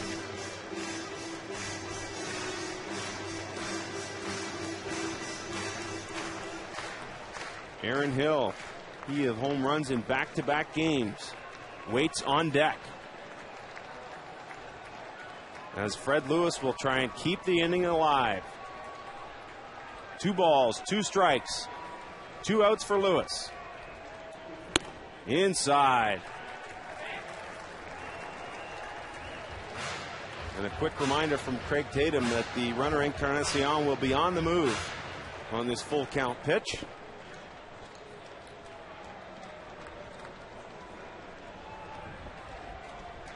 Birkin settling in.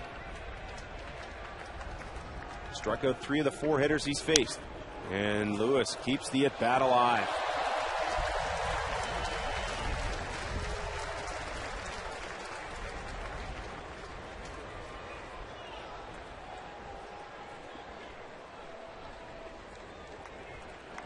great month of May for Fred Lewis. How tough is that coming over to a new league, a new team, getting his feet wet in a hurry, and again Lewis fouls it straight back. Coming into this game, 327 in the month of May with 3 home runs. Good production at the top of the lineup. He has come up with some big base hits for the Blue Jays. And used his speed well. We saw it yesterday in the first inning. Basically manufacturing a run, beating out an infield hit, stealing a base, scoring on a base hit. Another pitch to Lewis. And great patience displayed by Lewis as he draws his second walk of the afternoon. Big at bat to get a run producer to the plate with a runner in scoring position. Battle back, hacked at some borderline pitches to keep it alive, and then coax a walk from Birkin, and now it's a chance for Aaron Hill. Dave Tremblay anxiously awaiting the result of this at bat. He knows how dangerous Hill can be and has been so far in this series.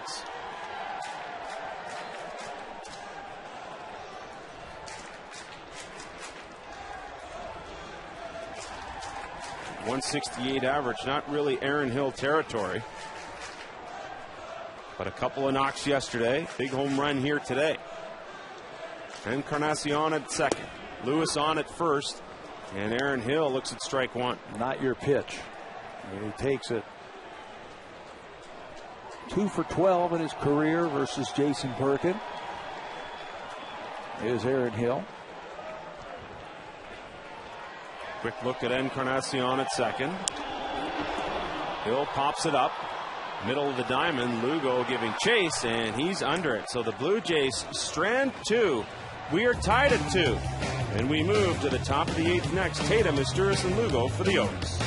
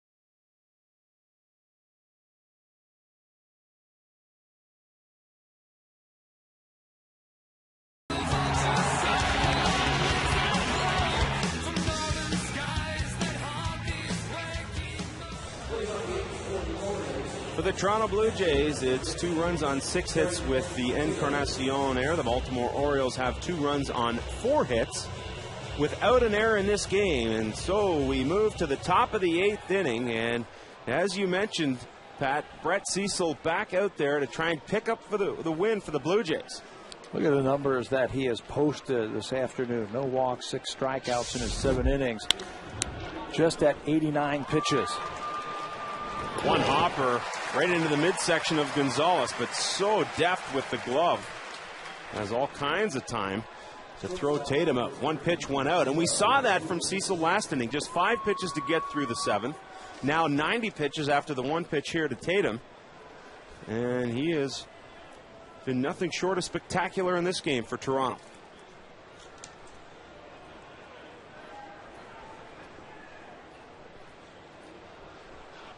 The 9-hole hitter, Cesar Asturis, steps in. He ignited a 2-out rally in the 6th inning. The 2-base hit to right field, allowing Baltimore to pick up 2 runs in the inning and ultimately take the lead, although short-lived, as Aaron Hill responded in the bottom half. First pitch he saw in that inning, he hit out of the park to tie it. And Asturis goes to the right side again, and that's why Jose Bautista was playing so shallow. Commentator clothing provided in part by Z Zenya. Statistical information provided by Stats Inc. And the fine music you hear in the background provided by Universal Canada.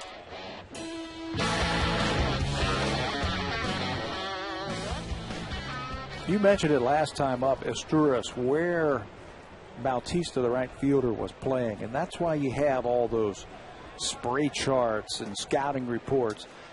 It backfired on him last time as he shot that ball into the corner in right field, but that time it worked out beautifully.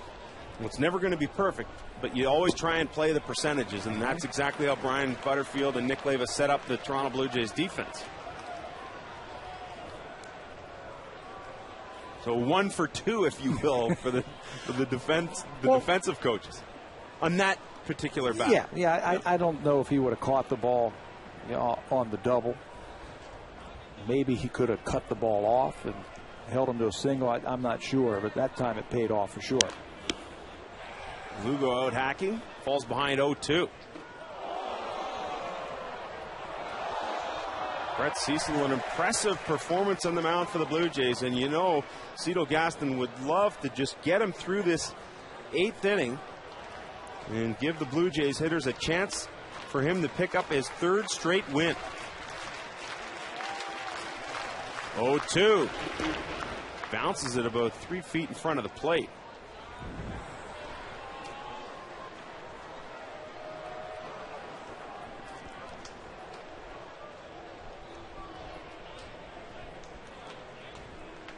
And so Cecil will try again.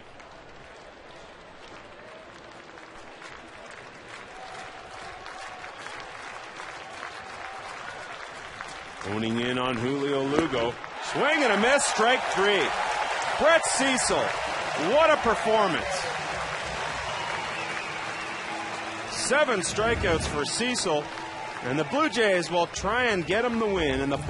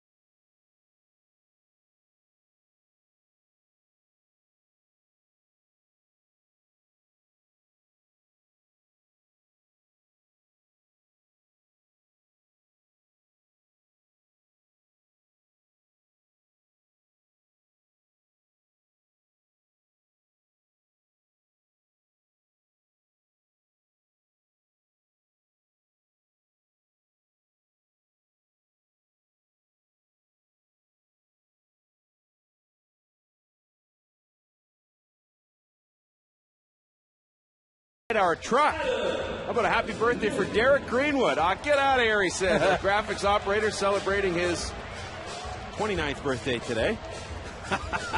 We want to say happy birthday to Derek. Congratulations on celebrating another one. Let's hope the celebrations don't begin before this one ends. Adam Lind steps in for the Blue Jays here in the bottom of the 8th inning.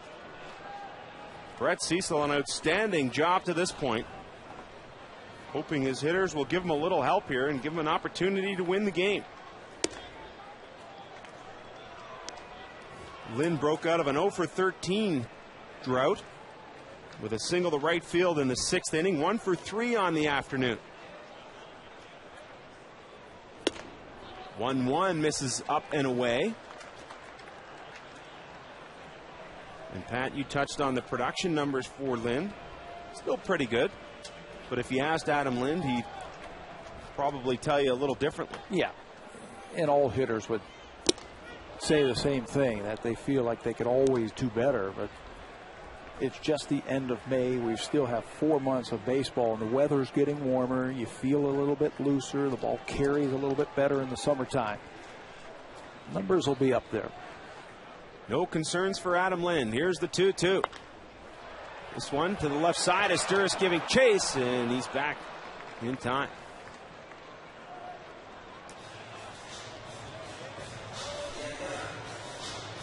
So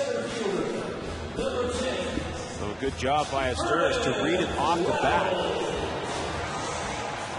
And Lind unable to get any barrel on that ball. Asturis chases it down. And Lind gives way to Vernon Wells.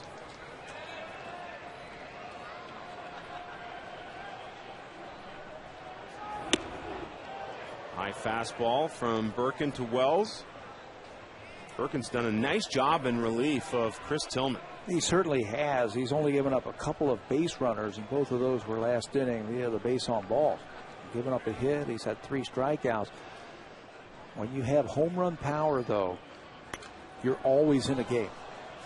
You always have a chance to come back, and Blue Jays time and time again this year has shown everybody that they can come back because of the home run. If nothing else, no shortage of drama for the Blue Jays. You better stick around to the end. You never know what's going to happen.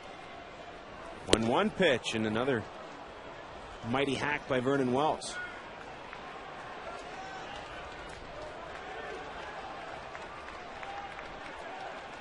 Hit his 12th home run of the year just a night ago. 2 for 4 in that game. And a good block by Tatum, even though it doesn't mean much with nobody on. He might have just been trying to get out of the way on that ball in the dirt. Well in front of the plate. So Jim Wolf will make a visit to Birkin just to give the catcher Tatum a little time. Target practice. Boy, they take a beating back there, don't they? They certainly do. It looks like the afternoon is over for Brett Cecil. As Cito Gaston walks down to where Cecil is sitting. Upset about that 6th inning as Kevin Gregg continues to get loose for the Blue Jays. Downs is also getting loose. If the Blue Jays don't score, Downs will pitch the 9th. If they do, we'll see the big closer for the Blue Jays in Kevin Gregg. Vernon Wells, left field. This one is hit a ton. Oh, man, out of here. Blue Jays lead it 3-2. What a bomb. 13th home run of the year. And what were we saying about the Blue Jays? Never out of it because of the home run. I mean, that was a rocket. Nobody moved. Luke Scott, the left fielder, didn't even move because he knew. Hanging, breaking ball, and he extends right through it. Vernon Wells knows he got all of it. Watch the left fielder. Luke Scott takes 2 steps and knows that this is a 4th deck shot. Hit a ton, and just like that, the Jays lead it 3-2. Interesting to see Brett Cecil, after he received the handshakes, he's probably a little happier now. Yeah, just looking for 1 run. Well, you can get a couple more if you want to, but looking for that 1 run. And with that home run now, the Blue Jays set a franchise record for most home runs in 1 month. 49 now hit by the Blue Jays, and Bautista looking for 50. What a rocket shot by Vernon Wells. Single-handedly joining the level of excellence. And there it is, Pat, the new record you speak of. 49 home runs, the most ever by a Blue Jays team in 1 month. Bautista waves at that Birkin offering. He goes down on strikes, 2 down. But for Vernon Wells, just like his good friend Aaron Hill, home runs in back-to-back games. Number 13 of the season. And you can see him having a little fun with not just Hill, but Dwayne Murphy, the Blue Jays hitting coach. Wow, did he put a charge into that? A little bit different than the home run he hit in yesterday's game. That one, it was a line drive right over the wall in left field.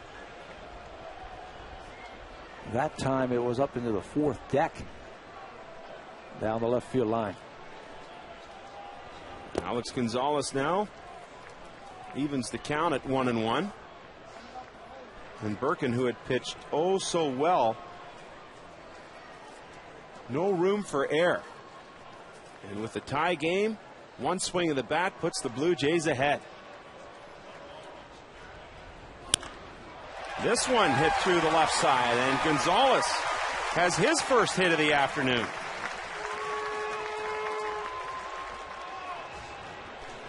Gonzalez picks up his first base hit. And you know how well Birkin has been pitching this year. We talked about it when he came in. That's just his second home run he has given up all year long. That's how effective he has been. Vernon Wells touches him up for number 13, and he breaks the tie here in the 8th inning with a no doubt about it home run.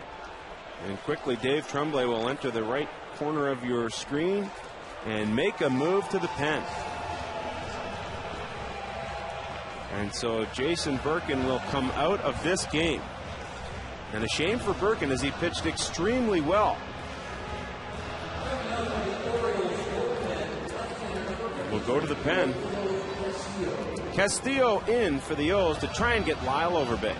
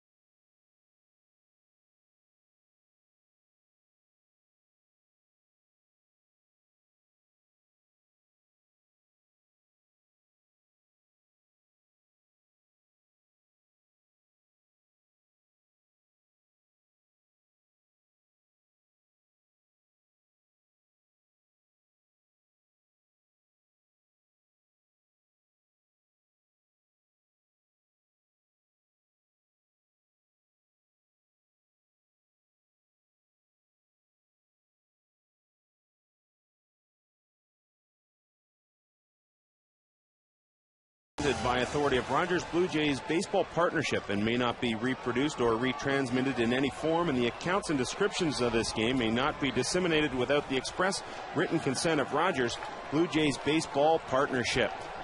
So here we are with 2 outs in the inning. Jason Birkin out of the game, and Alberto Castillo is in. Tremblay wanting that lefty-lefty matchup, as Overbay has already gone deep once in this game. The numbers not exactly flattering for Castillo to this point in the year. Yeah, they certainly aren't. He has been recalled 3 times already from AAA. That was just last Tuesday for the 3rd time. And will the move work out? I don't think so. Overbay back and gone! Home run, Lyle Overbay!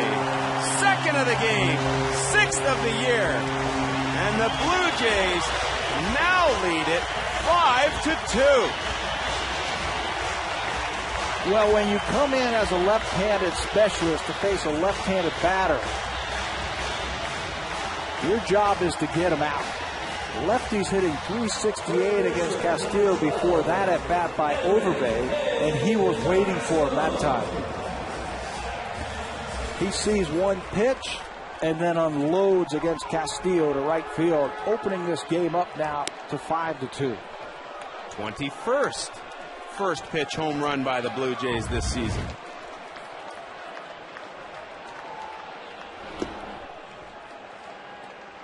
Well, Pat, not to call you Kreskin, but just a short time ago you said you better stick around. Power never falls asleep. And you're never out of a ball game, especially late. You know, if you have home run power, it puts a little bit different spin on the ball game. Power may take a few naps throughout the course of the regular season, but it never goes into a deep sleep. So Encarnacion now finds himself ahead in the count. 3-1 from the left-handed Castillo. And this one misses away, and the inning continues for the Toronto Blue Jays. Second consecutive walk for Encarnacion.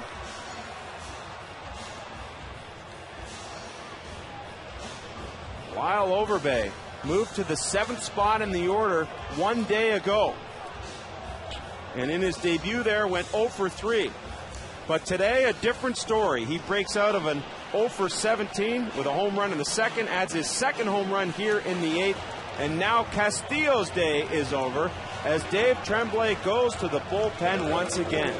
Blue Jays lead it 5-2. We'll introduce you to the new pitcher when we return.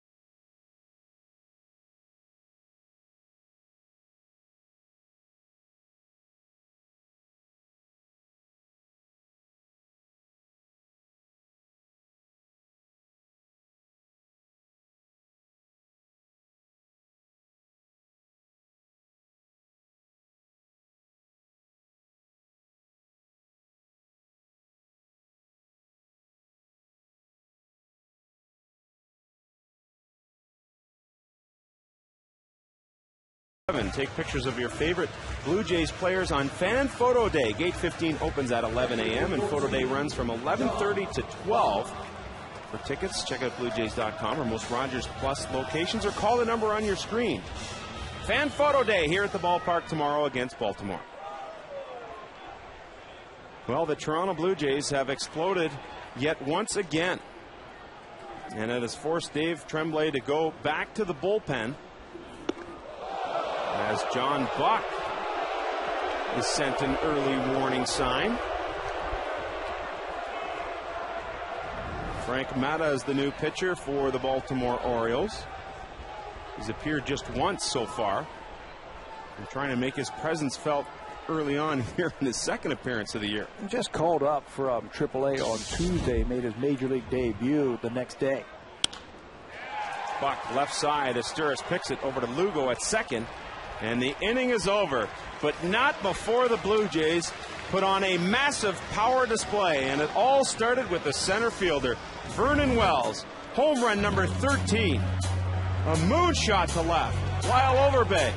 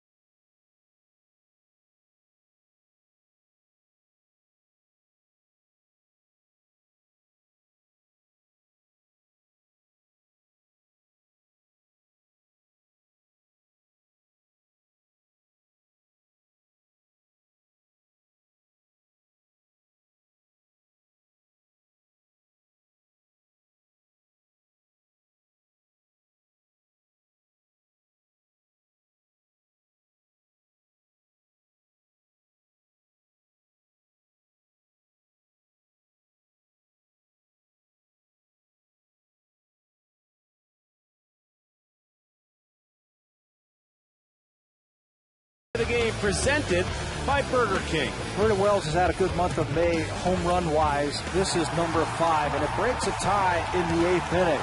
A drive to left field that reaches the 4th deck here at Rogers Center. Vernon Wells is not missing pitches like that, and he breaks the tie, making it 3-2. And a reminder, visit BlueJays.com to register for a chance to win prizes with the Burger King Super Fan Contest.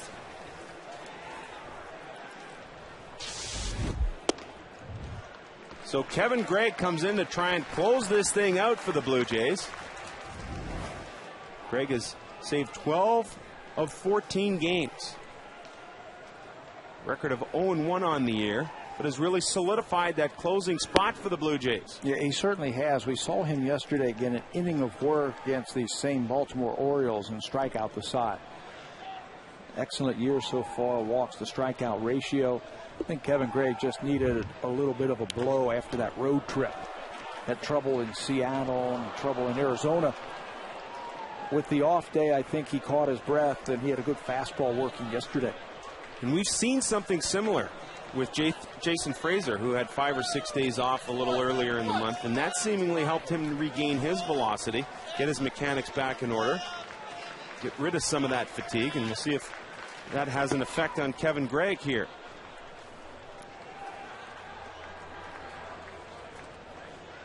And another astute pickup by General Manager Alex Anthopoulos, knowing that Gregg wasn't completely healthy when with the Cubs last year.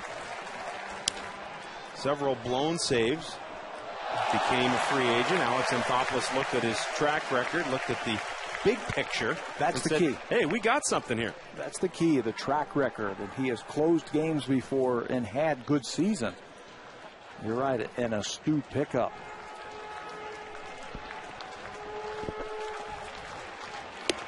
Markakis strikes out, and Gregg able to kick the inning off in fine fashion. How about Brett Cecil? What a performance here this afternoon. He works 8 innings. He goes 4 runs, or 2 runs rather, on just 4 hits. And for Cecil, the pitching line brought to you by MLB 10, the show, only on PlayStation. Just 96 pitches to get through 8 innings. Yeah. Another outstanding performance, and in line to win his 3rd straight game. Very economical with his 8 innings. Ties a season high in innings pitched. On the ground, past the diving Gonzalez and into center field. So Wigington with a 1-out single.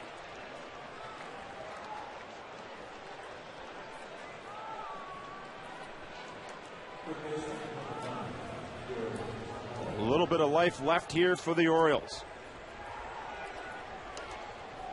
Get now into the middle of the order. And Pat, how important is that 3-run lead look now? Well, the big hit on top of the Vernon Wells home run was the Lyle Overbay 2-run home run, and give a little breathing room. Then when you bring your closer in, if he happens to make a mistake and give up a run, you're still going to win the ball game. So that was a big add-on home run by Overbay. Inside to Tejada.